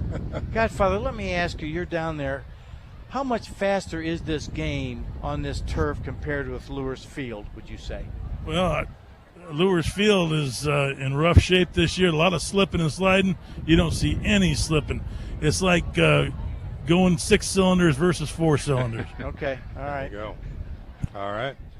Godfather football coach Dave X down there on the sidelines with our associate executive assistant producer Nick Gray. I'm Sean McBride, joined in the booth tonight with Mark Watts and our statistician Mike Kelly, and we are moments away from beginning the third quarter of action. 24-21 is your score. Homestead on top and preparing to kick the ball away to the Bishop Luers Knights. And we saw one heck of a first quarter. Yes, we did. Yeah, it was a tale of two tapes, really. The first quarter was really, really different. 21-17, right? Yeah, that's exactly right. Yeah. So it'll be interesting to see what the second half brings here as we are moments away from kickoff Noah is out there for Homestead. Mr. Nepper to kick this one away, number 3. And Homestead's going right to left, so they're going to kick into the wind. Yes. They chose to take the wind in the fourth quarter. Very, very interesting, and I think that's a good tactic. Yeah, absolutely. Back deep, we've got Gaston, Bustle, and Hambright. This one's going to be on the ground, picking up by Hambright at the 20, 25-30, going through the middle, breaks a tackle, gets out to the 35 before he is wrestled down by 3 Spartans. So Bishop Luers will come out with a backup quarterback, Zach Robbins, number 12, who, again, has been very effective today in managing this game for the Bishop Luers Knights. You know, you think about it, Mark, here's a kid thrown into this situation as a backup quarterback, and now not only that, facing a very tough opponent in Homestead, now he's playing on field turf as well. Well, it's just been pretty impressive. He's just managed the game well. He's made good decisions. He's not hurt the Knights at all. Here we go. It is a 1st and 10. Fake the jet sweep. Get to Hambright through the middle. Puts his shoulder into it. Gets north of the 40 out to the 41-yard line. Just to counter that time. They're not using the counter tray. I feel they just don't have the time to do that right now with who's in there. So good counter. 5 yards. Great start for the Luers Knights. 2nd and 4. Yeah, call that a gain of 6, taking it out to the 41. Brings up a 2nd and 4. Double tights this time. 2 wide outs, 1 on each side, and a single setback is Hambright. He looks to throw, throws it out to the flats. Bustle has the ball, tipped. He did bring it in. Okay, so it was off his hands. He did grab it, and there will be enough for a first down out to the 47. Homestead's playing defense 4-3, and they are playing 3D, basically man-to-man. There's 8 in the box. Yeah. So Luers saw that. They've got to do some of that stuff. Get it to their playmakers in space. Just throw it out there. Robbins can throw it out there. He's shown this. So watch for Luers to open it up a little bit, because Homestead's got 8 in the box right now. Under center, single setback, and double tights again for the Knights here. Here's a snap. Stretch play, right side. Hambright looking for a seam. Won't find much. He gets out to the 49, maybe the 50. Yeah, they're going to mark him right at the 50-yard line. And, folks, again, some very tragic news coming from up north. Breaking news here out of the DeKalb camp. Apparently 2 of their players making their way to the stadium tonight were tragically involved in an automobile accident, and their game against New Haven has been canceled and will not be made up. Apparently there was 1 fatality involved there. So, again, our thoughts and prayers go out to the DeKalb family up there. What a real tragic event here. Back to live action on 2nd and 7 here. The Bishop Luers Knights try a jet sweep to the left side and don't get much. Get back to the line of scrimmage at the most. And that's going to be it for that play. Well, Bustle goes in motion right to left, and they just give it to him. Homestead's watching Bustle now. Right. Let's face it, he's such a good threat. Linebackers are flowing that way, and they're just defending that play very well, because once he gets it, he's going. There is a noticeable absence so far of Jalen Charlton on the field for Bishop Luers offense. He is suited up. He's got his helmet on, standing next to his coach, probably telling him during every play, hey, I'm ready to go. I'm ready to go. I'm feeling better. 3rd and 6 coming up now. Critical down for the Knights in Homestead territory. Here's a quick throw out to the flats. It is caught by Gilly near the 46-yard line. It won't be enough for a first down. That's going to leave like a 4th and 3 at the 46-yard line. He was not able to break the tackle and get those extra yards required. And it looks like the punt team is coming on. I like this. Still, they could have a hard count and try to get Homestead. Yeah. But this is a good move. The 47-yard line, get them down there, pin them down there. Hit 'em deep. And that's right. And let your defense play the field position. Yeah. Peyton Howe into kick. He'll launch this from his own 40-yard line. Here's a kick. It is a nice kick, and it will not be returned. Takes a Luers hop out of bounds. And that's going to be inside the 15 down to the 11-yard line. Good job. Good special teams work by Bishop Luers that time. That's exactly right. So let's see what the defense can do for Luers as the high-powered offense comes onto the field for Homestead, led by their quarterback, the junior, Jaya Wright, number 18. He checks in at 6 foot, 170 pounds. And, Mark, like you said, when he hits that hole, he is in fourth gear automatically, and he has been executing that read option very well tonight. Yeah, he really has, and it's been a key for their offense. Let's see what happens here. Let's see if Luers made any adjustments here at halftime for that play. Single setback is Jordan Presley. From the shotgun is right. Now looking again to the sidelines. Homestead on top, 24-21. This is third quarter action. Homestead defense forces Bishop Luers to punt on their first possession, and this is now their first time with the ball in the third quarter. Play action, throw out to the flats. It is tipped and incomplete that time. So a big paw got up there for a Bishop Luers defender and knocks the ball away. DJ Harris, the 6'1", 206-pound defensive end, who is quite a man-child. Yeah, he's an athlete by himself. Well, he got up Absolutely. right now and knocked that down. Great play by him. 2nd and 10. This is good. This is what Luers needed. Yep. Again, they now a man in motion from left to right. They fake the jet sweep, and quarterback keeper through the middle. He finds a little seam. He'll get some positive yards past the 15, out to the 17-yard line. We've seen him gain much more on that play there. And that's going to bring up a 2nd and looks like 4 coming up. Check that, 3rd and 4, excuse me. Big play for both teams right here. Yes. Homestead needs to get this 4 yards to keep their momentum. If not, Luers gets the ball with good field position because Homestead would be punting into a wind. Again, single setback is Presley from the shotgun. Now man in motion flowing. And again, the quarterback keeper right through the middle, and they do not contain him. And he's got more than enough for a first down past the 25, out to the 27-yard line. The guard for Jeff Bilberry just gets on the linebackers right now. And he just kind of walls them off and goes right behind him. And it looks like we have a player down for Bishop Luers, and unfortunately for them, that is one of their big uglies up front. That is Zach Starks, the senior defensive lineman, 6'1", 282 pounds, and he is sitting on the carpet right now. Trainers are out there talking to him. Still has his helmet on. It might be, I don't know what it is. I hate to find out. So they're going to help him up. Well, Homestead, Sean's still going to run that quarterback option, that read option, until Luers stops it. Just a note here from Mike Kelly, a very interesting fact here. That was the first incomplete pass by Homestead coming in at 8:30 left in the third quarter. In the game, because that's right. Everybody's made their completions. Wow. Yeah, Robbins was 6 for 6. Now he was 1 for 1, right? He's actually 8 for 8. Oh, yeah, he hit 2 here. Yep. Okay. Yep. All right.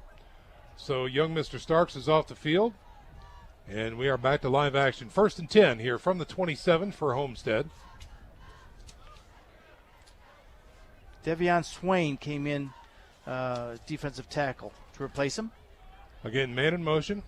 They fake it, and here's a draw play, and Presley has it off tackle, left side, spins out of a tackle, gets past the linebackers, and the first down sticks all the way out to the 41-yard line. Boy, those big uglies up front for Homestead, again, just doing a great job blocking. Well, they're creating some gaping holes. That's exactly what they're doing, and even Jimmy Sturm was affected by that one. So, again, big chunks of yards here are being taken by Homestead. We've seen them put out long, sustained drives, and it looks like they've got another one churning right here. Here's the give to the tailback. Presley being patient through that line. Finds a seam, gets out to the 50 to the 49. Nearly a 10-yard run for Presley that time. We need to mention the offensive line coach for Homestead. Greg Gale. Yep, classmate. Yeah. He was a great coach at Bishop Luers. Both my sons played for him and loved him. Yep. And he's doing a great job here at Homestead, but he's one heck of a good coach and good person. 1st and 10 for Homestead again, off that 10-yard run by Presley. Again, a give to Presley, looking for some room, being patient, looking for a seam, gets hit at the line of scrimmage, and finally gets tackled after a 5-yard gain. Godfather, it looks like Luers is having problems getting off blocks. What are you seeing? Well, that's exactly right. When you're blocked, you can't make a tackle. They're cleaning that middle out. They're sealing those linebackers and making a roadway for the quarterback or any running back to run through. Well, they stood Presley up that time, but there was no pursuit to clean him up. No, there's no gang tackling at all. 2nd and 5 now for Homestead. Jet sweep to the right side. And he is hit at the line of scrimmage and taken down. Great open field tackle that time by Jimmy Sturm, big number 99. He was playing end that time, and he just would not let him get outside. Nice play by the senior. So here we go again, 3rd and 6. Yeah, from the 45-yard line, 6:14 to go here in the third quarter. Homestead up 24-21. We're kind of bored here again. We had so much scoring in the first quarter. After that first Come quarter, on. this is, yeah. Still 24-21. 3rd and 6 from the shotgun.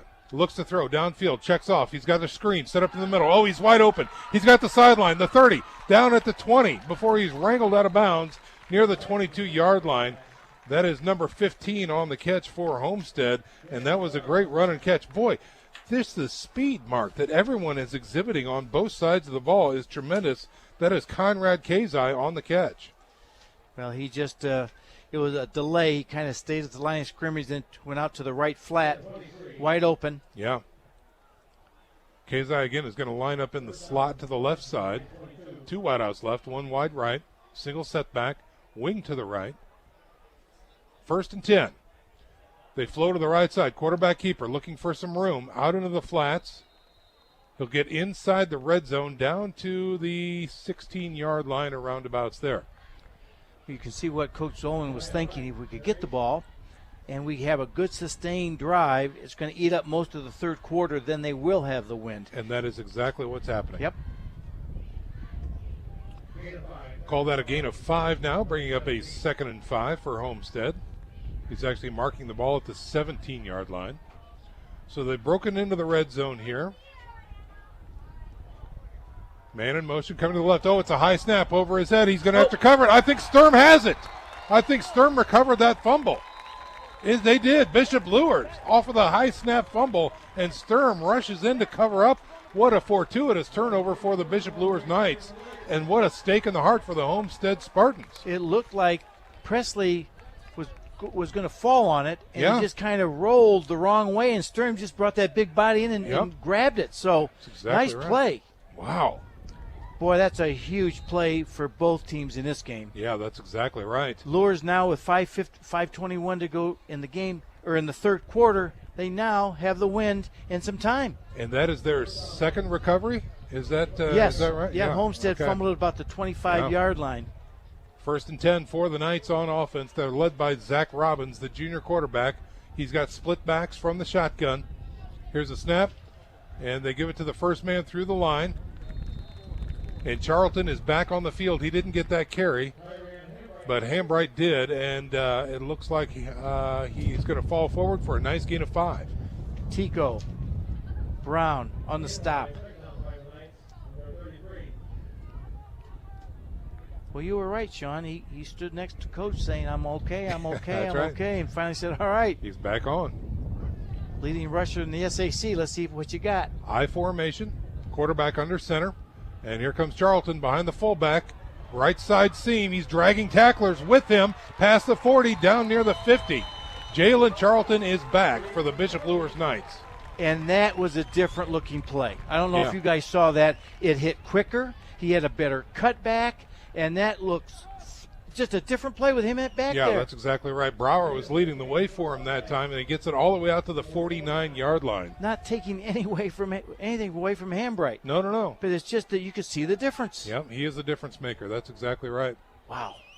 He is the setback from the shotgun. He's looking to throw. He's going deep down the right side. He's got Bussell open. It is caught. Yes, does he retain possession? Yes. He did. It is caught inside the red zone down to the 11-yard line. Bussell was fighting for that ball against a great defense by Homestead, and he retains possession. Godfather, what'd you see? Oh, the ball was thrown. You couldn't throw it any better. I mean, Mark mentioned it earlier. This kid, Zach, he throws the ball. Zach Robbins throws it where it needs to be thrown, where only the receiver can catch it. Beautiful stuff. How long? 38-yard pass play that time by Bishop Luers. Sets them up inside the red zone. Now on 1st and 10. They give it to Charlton. No gain on that one. R.J. Carpenter came on a blitz. No one touched him. He made a big play right at the line of scrimmage. So the ball is resting at the 11-yard line. The thing about Robbins' throw there, he put it on the outside shoulder. Yep. That's how you throw that fade. Coach Wharton's right. It's my favorite pass play because if it's thrown right, especially against man-to-man, it's very difficult to defend. On 2nd and 10 from the 11-yard line. Homestead shows some heat. He's looking to throw. Again, throws it out to the corner. Incomplete that time, as Bussell could not get separated from his defender out there. Sean, it looked like he was going to run like a corner post. Right. And when he planted, the defender kind of got mixed up there, and again, good no call. Camden Rogers on the defense out there for the Homestead Spartans, number 41. And now, after 2 no gains, now the Bishop Luers Knights are facing a 3rd and 10 from the 11-yard line. They break huddle and come to the line with a trips package to the right side. 1 wide left and a single setback is Charlton from the shotgun. And now we've got a timeout on the field, Bishop Luers. So they were rushing to get to those positions, Mark, and they didn't feel good about it. So they're going to talk about things down on the field. Bishop Luers threatening off of the turnover. Your score, 24-21, Homestead on top. We're back in 30 seconds. You're listening to SAC Football on Redeemer Radio 106.3 FM. Successful coaches make changes to succeed by calling timeouts to make needed adjustments, for it's clear no change equals no change. This is David X with Union Savings Bank in Fort Wayne. I started mortgage lending in 1988. Since then, I've been trusted by thousands of area homeowners. I offer low closing costs and great rates on home lending so you can save big money both up front and over the life of your loan. Make a change for the better when purchasing a different home or refinancing to lower your payment. Call timeout, get your mortgage statement in hand. Call me anytime for your free mortgage checkup. And make sure you compare. Call David X, 418-6191. Member FDIC Equal Housing Lender. We are back to live action here. The timeout is over. Bishop Luers called a timeout on 3rd and 10, Mark, from the 11-yard line. Great call. Good timeout by Coach Lindsay. He ran out to the numbers, called timeout, pulled Charlton out, put Hambright back in, who's probably a little better defender, thinking they're going to blitz. They've been blitzing, Homestead has, Carpenter, so he's a better blocker. Let's see what happens. And he got the defense he wants to see. It's man-to-man. Trips right, 1 wide left is Gaston from the shotgun. Now Gaston comes in motion. They fake the jet sweep. No, they give it to Gaston. He tries the end around. He's got no room. He's hit in the backfield and goes down, and he's going to be tackled for loss. It's okay. They still have field goal. That they do. Let's see where they mark this. Back at the 13-yard line, so a loss at 2. And yes, Peyton Howe comes out to try and chip this one in. 30-yarder with the wind. Ex-soccer player that quit soccer to play football. Yes, indeed. Working from the right hash mark. Gilly on the hold. This is to tie it.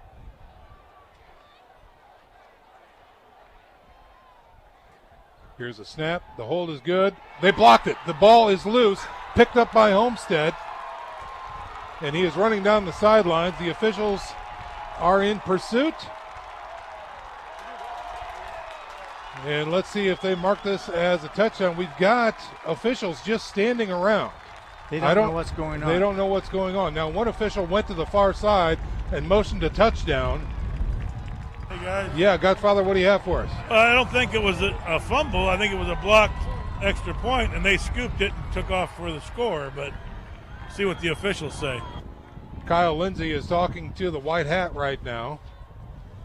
There's some confusion out here, that's for sure. That's exactly right. And Godfather, you're absolutely right. The kick was blocked. They brought it in, the heat from the edge. Homestead did. They blocked the kick, they scooped it up and ran it down the field. But now the questions remain. There has not been an official call as to the touchdown. What do you have, Godfather? Coach Dave X, go ahead. Oh, yeah, hey, the thing was that the defender came in to block that field goal, and the ball took one hop. He scooped it up in stride off to the end zone. Those officials weren't going to keep up with him anyway, so they just stayed put. Okay. All right, so again, the scoreboard has not changed yet. There is a huddle by the striped shirts near the 35-yard line. And the crowd is now wanting some answers. Can't you run with a block? You can do with a block punt. This is the question. On a field goal, are you allowed to advance the ball? I think you are. I think, why wouldn't you be, is the question. Because on an extra point after a touchdown, if you you can take it the other way and get 2 points for it. So let's see. It looks like they talked to Coach Zolman on the far sideline. Let's see if they talk to Coach Lindsay over here before they make the call. It does not look like it's going to be a touchdown. Something is happening on the field. We're going to try and get Godfather to get an explanation down there from the sidelines. And they are giving Homestead a 1st and 10. Godfather, what's the call down there? Well, I'm hearing from Gary Millhouse. He knows everything down here. He says that the official blew the whistle dead, blew the play dead. Okay, Oh. that would make sense. Okay. So the field goal is no good. They call the play dead, and Homestead will take over 1st and 10 from their own 18-yard line. For the kicking game again, Hurst Bishop Luers. 2 kickoff returns for a touchdown and now a blocked field goal that could have tied it. Right. So now they move the ball. Right. Yeah, he blew the whistle. That's where he. That's where he was kicking from. That's where he's kicking from. Yep. So the ball is at the 22-yard line. They have not moved the chains yet. Homestead got a break against Concordia last week Yep. with a call late, and they got an unfortunate bad call here. Yeah. Well, here's Homestead on offense from the shotgun. Here's Jai Wright, and it's a give to Presley up through the middle. He has room all night long. He's had room right through the middle, gets north of the 30 out to the 32-yard line. That will be enough for a Homestead 1st down. Basically, Homestead is blocking down with their guard in their center, and then they've got angles on Bishop Luers linebackers, and Bishop Luers hasn't adjusted to that yet. So 1st and 10 for Homestead with 2:27 remaining here in the third quarter. They're up 24-21. Here's the snap. Again, give to Presley. He's hit immediately by Dom Easley. And another, that's Starks in there. Godfather, what do you have? Hey, there I was watching the linebackers because I love linebackers, but we had one of the Knights linebackers getting taken for a ride on the Reading Railroad, and he was held, and that flag came on the field. There is a flag on the play, and that is exactly the call, holding against the Homestead. Well, Zach Starks that time took on the offensive man, stood him up, threw him down, and was there, and the linebacker came to fill. So right now, Zach Starks made a heck of a play here for the Knights. 24-21, no scoring this quarter. Yeah, that's exactly right. Boy, we were spoiled that first quarter. Yeah. So they're going to march off this penalty from the spot. 10 yards back to the 24-yard line. And it should remain first down. Here's where Homestead has to keep their composure. All right, they had, life's not fair. This is what football teaches you. That's right. It's microcosm of life. You have to learn how to be with people, and you get knocked down, you have to get up. Well, right now they need to keep their composure. They've had a bad call against them, and now a penalty. 1st and 18. They fake the jet sweep right now with the ball scrambling, looking for a room. He does not find it, and another flag now comes out right in the middle of the line. Luers did a nice job bottling up the middle that time. Yeah, they did. Wright was looking where he's had room all night, bounced it outside, and another hold. Oh, boy, 2 in a row against Homestead. They're playing behind the sticks, Mark. And Coach Zolman right now is out close to the numbers, trying to get an official to talk to just to see what's going on. Yeah. So another 10-yard penalty puts them down inside the 15 to the 14-yard line. And what hurts Homestead, they don't want to throw the football. They were 2 for 2 for, 2 yards in the first half. Exactly. And he hasn't – he had one nice throw here on the third down. But right now they don't want to throw the ball. 2 minutes and 4 seconds remaining in the third quarter. Homestead up 24-21. Now they look to throw. He's flushed. He's got the pocket. No. Pocket collapses as he runs forward. And he gets out to the 16-yard line. So a gain of 2 on that run by the quarterback, Jaya Wright. Just picked it up. Bishop Luers now has someone over the nose, someone over the center. So they've made a little adjustment these last 2 plays. It's caused a little bit of confusion for Homestead, and they've stopped that middle twice in a row. So second down forever. They've got to get out to the 42-yard line. They put a tackle in the gap. That was a great move. Here's a snap from the shotgun. He rolls immediately to the right. He's looking to throw. Checks off. He's got nobody. The ball is loose. Down inside the 5. Luers recovers inside the 10-yard line. Starks, number 78, Zach Starks with a huge fumble recovery, and Bishop Luers. Serendipity knocking on the door. They are first and goal coming up. This wasn't the composure you needed from Jaya Wright. He went to the right. No one is open. He came back to the left. He likes to run. Yep. He looks at his first receiver. Not there. He's trying to run. And then he found someone, and he brings his arm up to throw it, and the ball just flipped out of his hand. Yeah, that's exactly right. Directly Godfather, what do you have? No, it's like Mark said. You change a lineup, kids start thinking, hey, what's my assignment? What's the cadence? Pretty soon you get a little confused. The ball pops loose. First and goal for Bishop Luers. Quarterback under center with an offset eye behind him. Charlton, the tailback. Here's the snap. Gives to Charlton. No, that's Hambright. Gets inside down to the 5-yard line. Little off tackle left.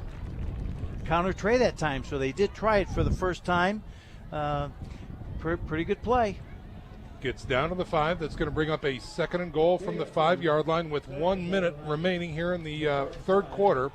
Clock continues to tick down. Here's where Homestead is called sudden change. Right. The defense has to come out here and at least hold them to 3 points. Again, quarterback under center, Robbins. High formation. Hambright, the tailback. Give to him through the middle, puts his shoulder into it. Big push. Where's the sticks? No, the ball is loose. Homestead is recovered in the scrum. They whistle the play dead. The call is Homestead ball at the 8-yard line. Unbelievable turn of events here for both teams. Wow, okay. So Hambright gets the ball stripped in the scrum, loses it, and Homestead recovers with the ball at the 8-yard line. Godfather. Yeah, first half of a lot of execution. Second half, a lot of ifs and buts. I mean, Homestead was down here ready to score. They lost the ball. Luers are down ready to score, lost the ball. And here they go again, Keystone Cops. Yeah, wow. Tale of two halves right here. As Homestead now with the ball again, getting ready to close out the third quarter. Trey Underwood, come on, Trey. And now we've got a flag on the play. This is going to be a free 5 yards for the Homestead Spartans, as I believe the hard count drew the defense over. Sure did, boy, and that's a huge 5 yards down here in the red zone. The ball was at the 8-yard line. They'll take it out to the 13. 1st and 5 now for Homestead with 28 seconds remaining in the third quarter. 24-21 is your score. Homestead on top. Here's the snap. Read option, give to Presley through the middle. He's north of the 15. He's going to be very close to a first down. Let's see if they give it to him out near the 18-19-yard line. They're going to stop the clock with 15 seconds remaining in the third quarter, and it will be enough for a Homestead first down. They mark it at the 19-yard line. And they start the clock, and they will not get another play off here before the end of the third quarter. 24-21 is your score, ladies and gentlemen. Stick around. An exciting fourth quarter is coming up next. You're listening to SAC Football here on Redeemer Radio 106.3 FM. Spherion Staffing, locally owned by the Pentenberg family, excels in finding the best candidates for industrial, clerical, customer service, non-clinical healthcare, IT, and professional direct hire placements. Spherion clients are accustomed to getting the right employees at the right time, every time. Spherion Staffing supports the proud excellence of the Dwenger Saints and the Luers Knights, both on the field and in the classroom. Whether you are seeking your next career move or searching for great employees, call us at 260-496-9900 or visit us on the web at spherion.com/FTWayne. Hello, I'm Tom Steele with Tom Steele Tire and Auto Repair, a family-owned business for over 35 years. We carry all major brands of new tires as well as a large selection of quality used tires to save you money. We do all types of auto repairs, be it brakes, alignment, or just fix your air conditioning. Tom Steele Tire, North Clinton or Illinois Road. Give us a try. You'll be glad you did. Football fans, the historic St. Felix Catholic Center is open for retreats. Located in Huntington, Indiana on 30 scenic acres with plenty of recreational areas and a serene Blessed Mother Grotto. St. Felix Catholic Center is the perfect location for single day of prayer to overnight retreats. Check them out online at sfcatholiccenter.com. We are back to live action. 1st and 10 here for the Homestead Spartans starting the fourth quarter from their own 19-yard line. Man in motion. Quick give through the middle. Give to Presley. He is gone through the middle at the 40, the 50, the 40. He's got one man to beat. Trailing him. Can he be caught? Gaston catches him at the 9-yard line from behind. Wow, a huge run for Presley. And now Homestead is set up 1st and goal from the Bishop Luers 9-yard line. And that was that same play. Read option right up the middle. And no adjustment by Luers that time. A 72-yard run by Presley, and the Homestead Spartans are now in the driver's seat. They're already up by 3, 24-21, and they are threatening. Single set back is Presley, right in the shotgun. Twins left and right. Again, give to Presley, off tackle, right side. Sturm has him and is dragging him back. Oh, and now we've got a flag.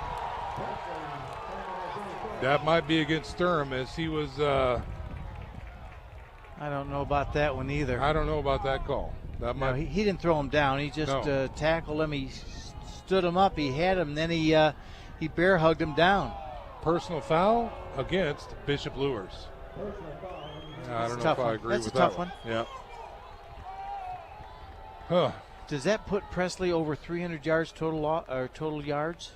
I would think so, between the kickoff returns and yeah, all-purpose yards. All-purpose yards. Mike Kelly on the mic on that call. Now Mike Kelly looks at me not like, that fast. Mark. He's not that fast. Mark, what are you doing to me? Mark, what are you doing to me? Got it. I'll just say yes. How about that? We'll check on that stat. Yeah. We've heard that from a stat man before. Yeah, he's called the Godfather. Yeah, he's got about 45 yards rushing, I think. I used to say he's got a lot. That's right. That's right. 300 plus or minus. Yeah. All right, so they mark off that penalty. Let's recap. We are at 2nd and goal from the 6-yard line now for Homestead. Again, 11:35 to go here in the fourth quarter. They're up 24-21 over Bishop Luers. Wright's in the shotgun with a single setback. Give to Presley through the middle. He's got a push. He will not get into the end zone. They're going to mark him down at the 4, so a 1-yard gain that time by Homestead. What do we have, 2nd down or 3rd down? Should be 3rd and goal from the 4-yard line now. Again, this will be a big hold for Bishop Luers. If they can just get him to kick the field goal, they're in good shape. Oh, yeah. 11 minutes left. A lot of time, only down 6. If they have to chip in a field goal. Yeah, down by 3 right now. Right, but I mean, if they hold him here, they're going to probably kick a field goal. They're only down 6 with 10 minutes left. Quarterback keeper through the middle. They fake the jet sweep. Wright does not get into the end zone. Second effort takes him down to the 1-yard line. Good pursuit there by Bishop Luers. They just contained him. He had no place to go. That hole was there for a second and closed very quickly. And now decision time for Homestead. Can they get a yard? It's 3rd down. That penalty was on 1st down. No, They had it over there. They had it 3rd, but it's really 3rd down. Okay. Yep. The stick Oh, person you're over right. there hurt The us. stick was not right. Yes. Because it was 3rd last time too. Yep. So 3rd and goal from the 1. You got to stop right. Student body left. Quarterback keeper dives for it. He doesn't get in. I don't think he broke the play. No. He didn't get in. Wow. I'm trying to see who filled that lane there, and this linebacker came out of nowhere. I think it was Dom Easley. I think it was 24 Dom Easley on the hit. I could be wrong, but I saw him right there. Now we have this decision, and they're going to go for it. Yep, offense remains on the field. 4th and 1, 4th and goal for Homestead. They're up by 3 in the fourth quarter. Let's see what happens. Huge play here for Homestead. Wing back going to the left side now from the shotgun. Here's a snap. They give it to Presley around the left side. He's got it. Homestead scores. Presley looked impressive there. He looked like the back that was not going to be denied. That's he right. sniffed the end zone, and he just put on another gear and just got in. He went left, made a sharp cut straight forward, and he punched her in. Homestead with 6 more points on the board with 9:24 to go here in the fourth quarter. Finally, we get a touchdown in this half. That's right. We got spoiled at first quarter. Noah Nepper in for the kick. The snap is good, the hold and the kick, all three line up. 31-21. Homestead up by 10 with 9:24 to go. We're going to step out for a little 30-second break. You're listening to SAC Football here on Redeemer Radio 106.3 FM. Hi, sports fans. Sean McBride here, inviting you to try the Barbershop experience. St. Joe Center Barbershop, located at the corner of St. Joe Center and Maplecrest, prides itself on professionalism, cleanliness, and a family-friendly atmosphere. In their third generation of family ownership, they have a combined experience of over 125 years. Give them a call at 485-6981. It's my barbershop of choice. That's St. Joe Center Barbershop at 485-6981. Ladies and gentlemen, join us for Tailgate Talk next Friday night at 6 p.m. Hear from us as we give an in-depth look at the SAC matchups, along with tonight's Prime Cut, sponsored by Tim Didier Meats. That's Tailgate Talk next week at 6 before the game of the week as Bishop Dwenger plays Homestead. Well, the score 31-21, and we do have confirmation from our stats guy. Mike, what do we have there, partner? Jordan Presley, 318 all-purpose yards tonight, 318. Mike Kelly on the stats tonight for us, doing a fine job. Here is the Homestead kickoff. Taken back deep by Deshaun Bussell, finds some room. He breaks a tackle. He's at the 40, 50, gets dragged down in Homestead territory. Deshaun Bussell setting up the Knights very well on this drive to start with 9:14 to go in the fourth quarter. That was big. That probably put him in 4-down territory. Immediately. You're absolutely right, Mark. Shout out to Parker Watts tonight. Behave. Okay. Zach Robbins, the junior quarterback, coming in from the sidelines. See if he can manage this drive down the field here. Short field, they mark the ball at the 46. So 46 yards to pay dirt for the Bishop Luers Knights. Double tight formation, 2 wideouts, 1 on each side, and a single setback is Charlton. And they do a reverse here. And it's Bussell who's got a seam on the left side, the 40, the 35. He's got a blocker, gets to the 30, shakes the tackle down to the 22-yard line. Deshaun Bussell showing some speed out there in the open. Trey Underwood made that play. The 6'2", 255 senior leader came out, and he got the block, kicked him out. Bussell went right inside. Great job by Trey Underwood. 25-yard run that time by Bussell. Takes it down to the 21-yard line. And they're knocking at the red zone door. Same formation, double tights, single setback as Charlton. Under center. Here's a snap, good to Charlton through the middle. Try a trap, not much there. He gets to the 20, maybe the 19. And that's going to bring up a 2nd and 8. Britt Trevino on the stop there. Got to make sure these defensive guys, when they make a good play, we have to say it. They got to. You're absolutely right. They deserve all the credit. Because I hear from moms say, you never mention my son's a defensive tackle, and yeah, you never mention him. 2nd and 8 now for the Knights inside the red zone. Here's a snap, good to Charlton, going left, looking for some room, not much there, and he is tackled for loss near the 22-yard line. Tico Brown. Tico. Couldn't escape him. No, nice play there. This is what happened. Joe Wharton's name was never mentioned in the radio. Really? When he played. No, right. Yeah. Because, he was an offensive tackle. Yeah. And Gale made most of the blocks. There's that. So he is dropped back at the 23-yard line. We'll call that a loss of 5. Oh, maybe a loss of 4, actually. Bringing up a 3rd and 12 now for the Knights. Here's a snap, and he looks to throw. He's got the pocket. He throws it up over the middle. Oh, in and out of the hands of the intended receiver that time. Boy, what a great catch that would have been, but unfortunately, it falls to the carpet. And that was a good throw. Ball was right there. Good defense. It was just a good football play. Good pass. Yep. had it, and he got stuck off That's the right. ball. Anton Berry, the 6'6 receiver, went up for it and just could not retain possession. And now the Knights are up against it. Oh, there's a flag on the play. Hold on. Right at the 30-yard line. That's not good for the Knights. No, that's holding against the Knights. And that's going to move them back even deeper.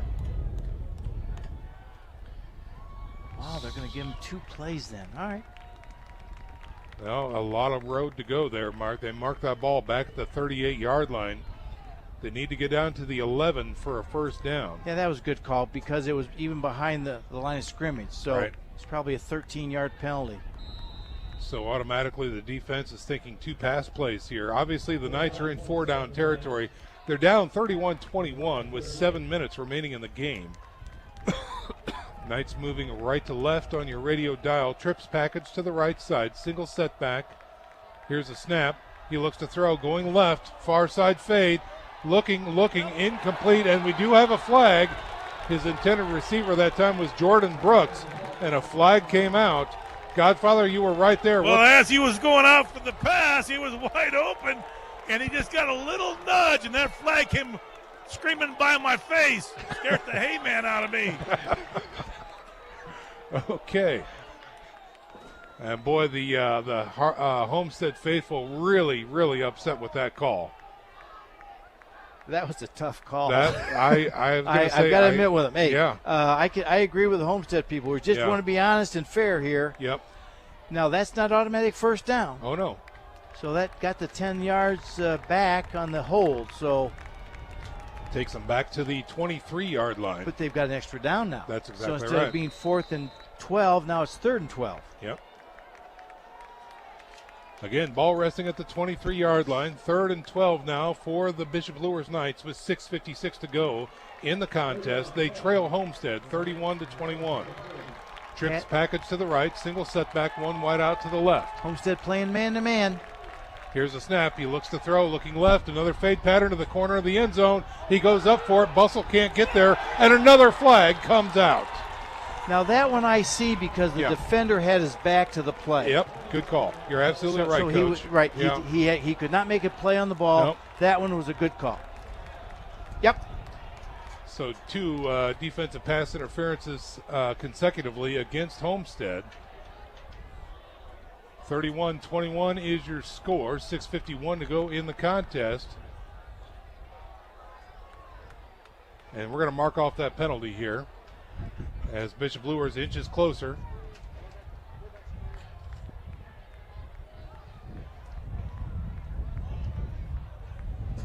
We are broadcasting live from Bishop Darcy Stadium.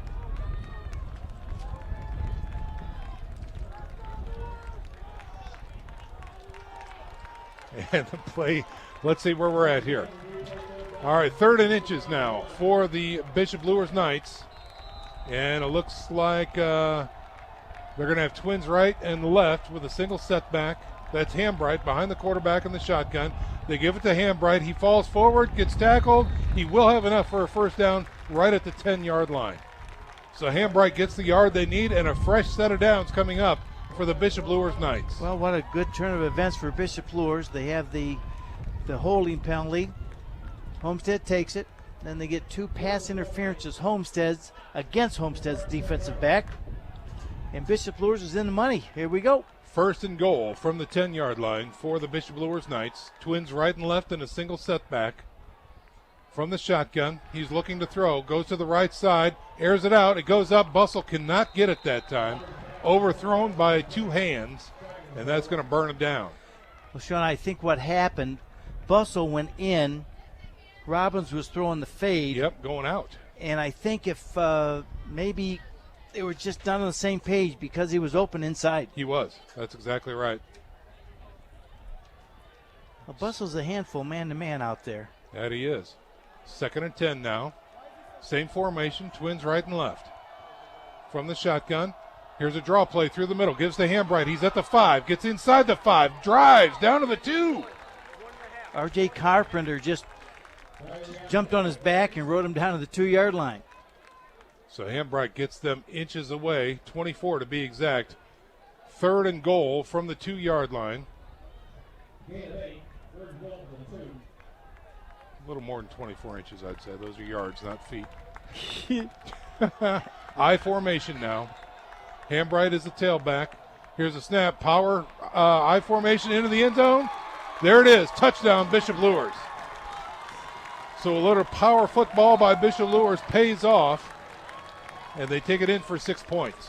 And they took care of the football that time. That they did. Last time they were down there in the third quarter, they fumbled it inside the 5.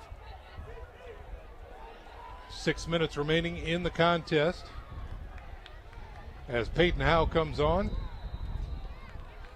to chip in the PAT from the 10-yard line. Low snap. The ball's on the ground. Gilly's got it. He's going outside. He's got nothing out there, and it is going to be no good. He's going to be thrown out of bounds. Will a flag come out is the question. No flag. And the kicking game, once again, suspect for the Bishop Luers Knights as the low snap is not good. Carter Gilligan out there trying to make a silk purse out of a sow's ear and cannot do it. 31-27 is your score with 6 minutes to go. We're back in 30 seconds. You're listening to SAC Football on Redeemer Radio 106.3 FM. Hey, sports fans, listen to who just scored again. John Sullivan with RE/MAX. Buying a home or selling yours? You need the best coach around. Score with John Sullivan at RE/MAX. Score with John. Call RE/MAX and ask for John Sullivan to coach you in buying a home or selling yours. Sports fans, it's time to score with John Sullivan at RE/MAX. We are back to live action here at Bishop Darcy Stadium where the Bishop Luers Knights inch closer, but Homestead still maintains that lead, 31-27. And again, that kicking game, Mark, we have a blocked field goal and now a no good, a bad snap on the that PAT. It could be a different score on the board right now. Don't want to call anybody out, but it's just the facts. Well, and they've let 2 kickoff returns, one for 85 yards and one for 84 yards in the first half. So right. You look at the difference in this game right now, it is the kicking game. Right. And we know that's an important part of it. That's the very third much. part of this. That's exactly right. Of how to win. Howe in to kick from the 40, kicking right to left on your radio dial. And it is a short high kick taken by an up back near the 30. He's got a seam, gets to the 40, to the 44-yard line. So again, in an effort to erase a big play opportunity, they do set up Homestead with a pretty short field here. And they're going to take over 1st and 10 at their own 43. I believe, I'm not a rocket scientist, but we're going to see the ball on the ground. Yes. Eat up that clock, get 4 to 6 yards per carry, and see what they can do. So here he is, the quarterback, Jaya Wright, number 18, man in motion coming towards him. They fake the jet sweep, give it to Presley through the middle. He is wrangled. He breaks one tackle, goes to the far side. He is thrown down, and will the flag come out for a horse collar is the question. No, he had the jersey. He had the jersey. Okay, all right. Chance Richard making a huge tackle that time to save what could have been a tremendous run by Presley. Well, Wright's only thrown the ball 4 times tonight. Yeah. So, I mean, you're up by 4, 5:26 to go. This ball is not going up in the air. Keep it on the ground. Gain of 3 that time by Presley. I formation, man in motion. They fake the jet sweep. Quarterback keeper through the middle this time. Not much there. Hit immediately by the defensive end, number 11 that time, DJ Harris. He's come alive this second half. That he is. We'll call that a gain of 1, bringing up a 3rd and 6 as they place the ball at the 47-yard line. Under 5 minutes to go in the contest.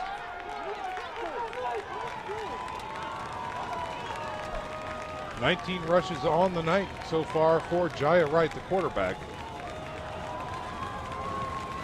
Single setback, offset to the right on 3rd and 6. Here's the snap. They give it to Presley, going the end around. He's got pressure. He is hit by Bustle, driven back, and he is going to be driven out of bounds. Tremendous play by Deshaun Bustle that time, the corner on the far side of the field. Luers playing man-to-man, and Bustle just was free safety. He knew what was going to go on, too. Either Wright's going to get it up the middle, or Presley's going outside the left He read it properly. Just an instinct play. Yeah, that's exactly right. He was right there. Tackle for loss of 4 yards that time brings up a 4th and 10. And the punt team is on for Homestead. Okay. And now we've got a timeout. There's a player personnel issue as the White Hat calls an official timeout. I believe this is the first time Homestead's punted all night. I think you're right. I think you're exactly right. One additional punt. This is the second, Mike. Okay, thank you for that. Darn it. Mark Watts, ladies and gentlemen. 24-yarder. That's right. Mark Watts. Okay. So the punt team is on. Noah Nepper, number 3, back standing at about his 27. He'll launch it from about the 30.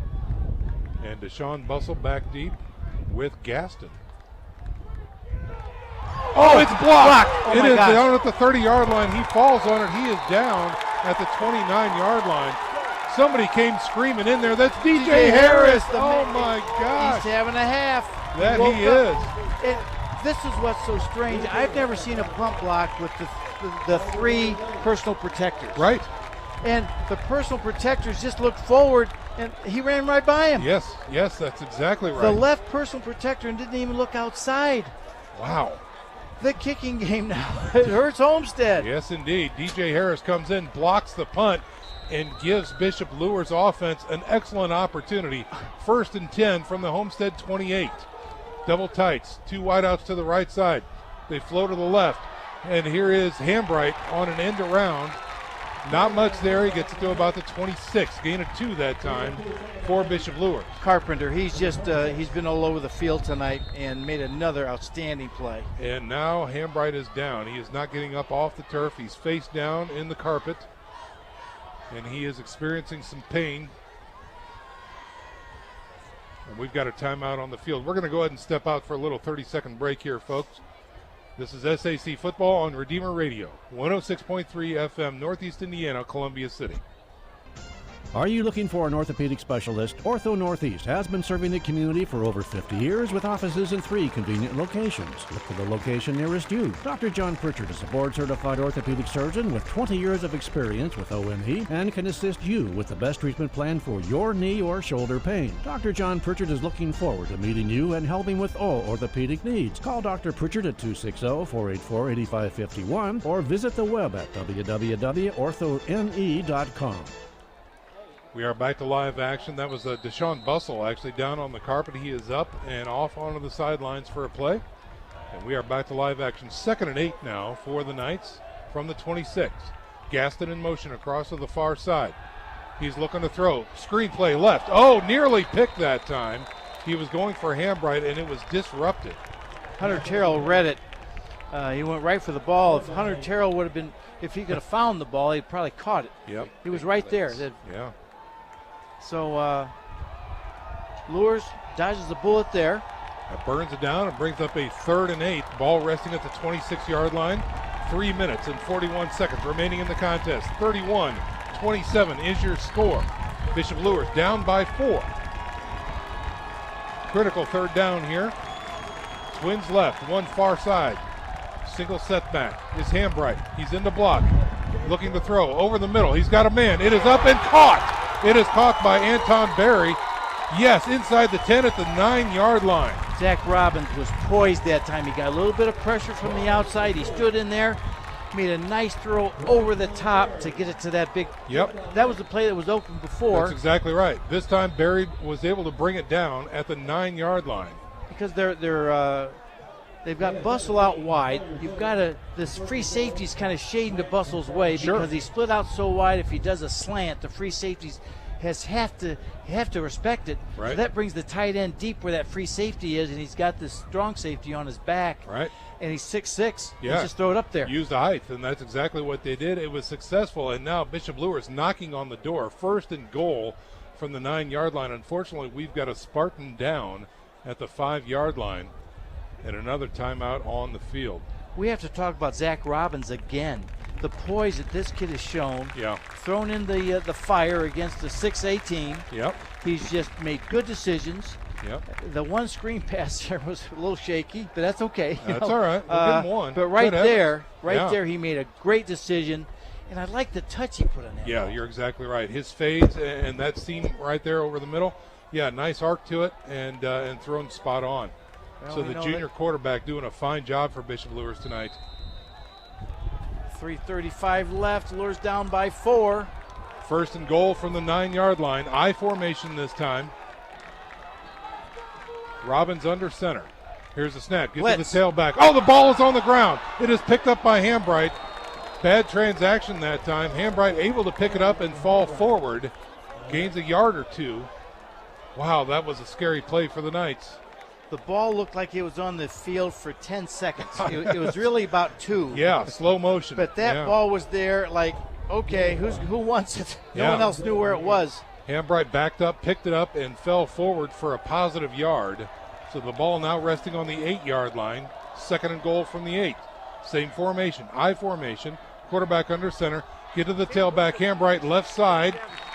Gets a little bit of a push. They're inching in their way towards that goal line down to the 7, maybe the 6. Hunter Terrell just again flowing, keeping his pursuit angle. When Hambright went back, Terrell was right in the in the lane. So another gain of 1. Wow. They don't miss that extra point. They don't have a bad snap. At least they could tie it right here. Third and goal for the Knights. New formation. Twins left and right with a single setback. Robbins from the shotgun. Bustle's in the slot. Man in motion going to the far side. He's looking to throw. Blitz coming. Jailbreak screen through the middle. Bustle has it. He gets to the 5 and not much more. So they put Bustle in the slot that time to run that jailbreak screen. Yep. Good try, but Homestead was right there. They read it. That they did. And they mark it down in between the 5, well, closer to the 6-yard line. Let's see if Coach Lindsay calls timeout here. No, he's not going to. Minute 41 left. Game's on the line. What a stand by the Homestead defense here in the waning moments of the game. Bishop Luers on 4th and goal. It comes down to this right now. They got to make 6 yards. Here's a snap. He looks to throw, throws over the middle. Double coverage, incomplete pass. Falls to the carpet. Gaston was the intended receiver. The ball was there. Unfortunately, there was defenders all around Gaston, and he wasn't able to make the play. That's about the first one he tried to force in there. Right. But that's okay. Wow. Wow. So the drive stalls at the 6-yard line, and Homestead takes over with 1 minute and 22 seconds remaining. They are up 31-27. So Luers has 2 timeouts. That forces, they might, if they can force them to, all right, 2 timeouts, and they're going to have another 30 seconds. So Luers could get the ball back with about 40 seconds left. From the shotgun, here's Jaya Wright. His tailback is in the end zone. Give to Presley through the middle. Finds a little bit of a hole with a big push, gets it out to the 11-yard line. Call that a gain of 5, and that's going to bring up a 2nd and 5 for Homestead. Clock continues to tick. 1 minute remaining now. And of course, Homestead is taking their time.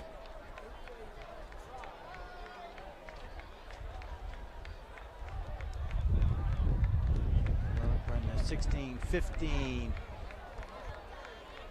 They have their play. They come up to the line. From the shotgun. Here's the snap. Again, give to Presley right through the middle. He finds a seam and he is gone. The 30, the 35, the 40. He is at midfield. Nobody's going to be able to catch him. Gaston coming from the far side. Can he get him? He gets him? No. He gets in. It is a touchdown. A huge run right up the gut, and Homestead puts an exclamation on this game with 26 seconds remaining in the contest. Presley, he's so impressive. He should be the player of the week this week. Darn right. He only had 318 all-purpose yards, and that's another 90? 94 yards. He's going to have over 400 yards, all-purpose yards. Wow. 94-yard touchdown run by Homestead. And that's going to cap this one. Here comes Noah in for the PAT. And, of course, that is good. 38-27 is your score here in the waning seconds of this contest. We're going to step out for a 30-second break. You're listening to SAC football here on Redeemer Radio 106.3 FM. Hello, sports fans. This is Father Bob Garrow, chaplain at Bishop Dwenger High School. It is time to get geared up for our fall sports season. Whether competing on the soccer field, golf, or cross-country course, volleyball court, or on the gridiron, we wish good luck and great sportsmanship to all our student athletes and their teams. May we become the saints we are called to be. Saint Sebastian, pray for us. We are back to live action here. Just a little correction. That run started from the 11, so that is an 89-yard touchdown run instead of from the 6. But on the previous play, he took it from the 6 to the 11 mark. So those all-purpose yards are still there. That's exactly right. So, again, what an impressive run. What an impressive night by the junior. Sophomore, excuse me, yes. Jordan Presley, 5'10", 175. Number 1 for Homestead, and what a game he's had. He's been number 1 tonight. That he has. With he and Mr. Wright both just having an outstanding game. When you only have to throw the ball 4 times, that tells you something. Here is the kickoff. It's a low liner. Bussell has it near the 17-yard line, looking for some room and some blocks near midfield. He's finding a few of those, but he's going to get wrangled down near the 35-yard line with 19 seconds remaining. Hunter Terrell on the tackle, so they've got their, their best players. Their 5 stars are on the field. Yeah, that's exactly right. Well, folks, this broadcast brought to you by Bishop Luers High School, a Catholic educational community that instills in each student dignity, integrity, respect, and responsibility. You can catch the Luers spirit at www.bishopluers.org. And what looks to be the last play of the game for Bishop Luers here, Zach Robbins. Just an impressive night for the junior backup quarterback here for Bishop Luers. Has a trips package to the right side. Here's a snap. He looks to throw, looks left, airs it out to the flats, hook pattern. He's going for Brooks. Scramble for the ball. They call it good. It is a catch out to the 50-yard line. Robbins pass. And if you're just with us, Brooks had a 45-yard pass play for a touchdown called back. 52 yards. We get this stats guy. Yeah, he's coming back. That's all there is to it. Here is a snap on 1st and 10. He is scrambling. He's got pressure. He breaks contain, looks downfield, throws the outlet pass, falls to the ground. He was looking for Deshaun Bussell out there. And that's going to do it, folks. The Homestead Spartans 38, the Bishop Luers Knights 27. All right, so we're going to let Mike Kelly, his fingers, do some stats work here as the Godfather looks for Coach Chad Zolman for the Homestead Spartans. See if we can get his final comments on the game coming up shortly here as both teams come to midfield. Reporting here from Bishop Darcy Stadium, the Homestead Spartans 38, the Bishop Luers Knights 27. While we're waiting for Coach, we're going to check in with, do you have him down there, Godfather? He's not going to get him? Okay, well, let's check in with Nick Gray. We haven't talked to Nick nearly enough tonight. A ground game eats up a lot of clock, so we haven't had a lot of stoppages to play. Let's see if we can get some finals or at least some fourth quarter scores from around the area with Nick Gray. Yeah, here we are, guys. Bishop Dwenger is leading Southside 35-12, so Southside just scored, but that one's pretty much over. Carroll's beating Northside 43-0. Snyder, Concordia had them on the ropes a little bit earlier on, but right now Snyder's into their game and they're winning 41-14. Northrop Wayne, we thought that was going to be a good battle, and it has turned out to be a good one, but Wayne's up 29-21. Remember the New Haven DeKalb game, fellas? You know, that one's canceled due to that tragic accident up there. And I heard that's not going to be rescheduled either. So Leo's up on Norwell 28-0. Woodland's beating Heritage 32-10, and right now Cherubusco's beating Garrett 7-6. So that's what we have for you. Been a pleasure being down here on the sidelines all night tonight. Back up to you guys. All right, Nick Gray, thanks very much for those updates around the area. Wayne, the Wayne Generals beating Northrop. I did not see that coming. I could see. I mean, they're up and coming, Mark. Program on the rise. What we said, they're enthusiastic. Yep. They were the best 0-2 team that we had seen. Yeah. They gave Luers everything they wanted to handle. But it's just how they looked on film, just up, enthusiastic. They could run a little bit, they could throw a little bit. It doesn't surprise me. Coming together. Good. It is. Very good. Well, again, folks, reporting here, 38-27 is your final score. The Bishop Luers Knights falling to Homestead. That takes their record to 1-2 on the season so far. And Homestead will take on Bishop Dwenger next week, and we will have that game right here on Redeemer Radio. And just another liner note here that tomorrow, right here on Redeemer Radio, catch Joe Parson as he covers the University of St. Francis Cougars right here, college ball right here on Redeemer Radio. So we're going to go ahead and step out for our last 30-second break. When we come back, we will have final stats with Mike Kelly. So stick around, football fans. A little bit more to come from our broadcast as the Bishop Luers Knights 27 and the Homestead Spartans 38. You're listening to SAC Football here on Redeemer Radio 106.3 FM. You can help support your Catholic parish or school with Notre Dame Federal Credit Union's Elevate program. You'll not only enjoy excellent personal service and save money with your new loan or credit card,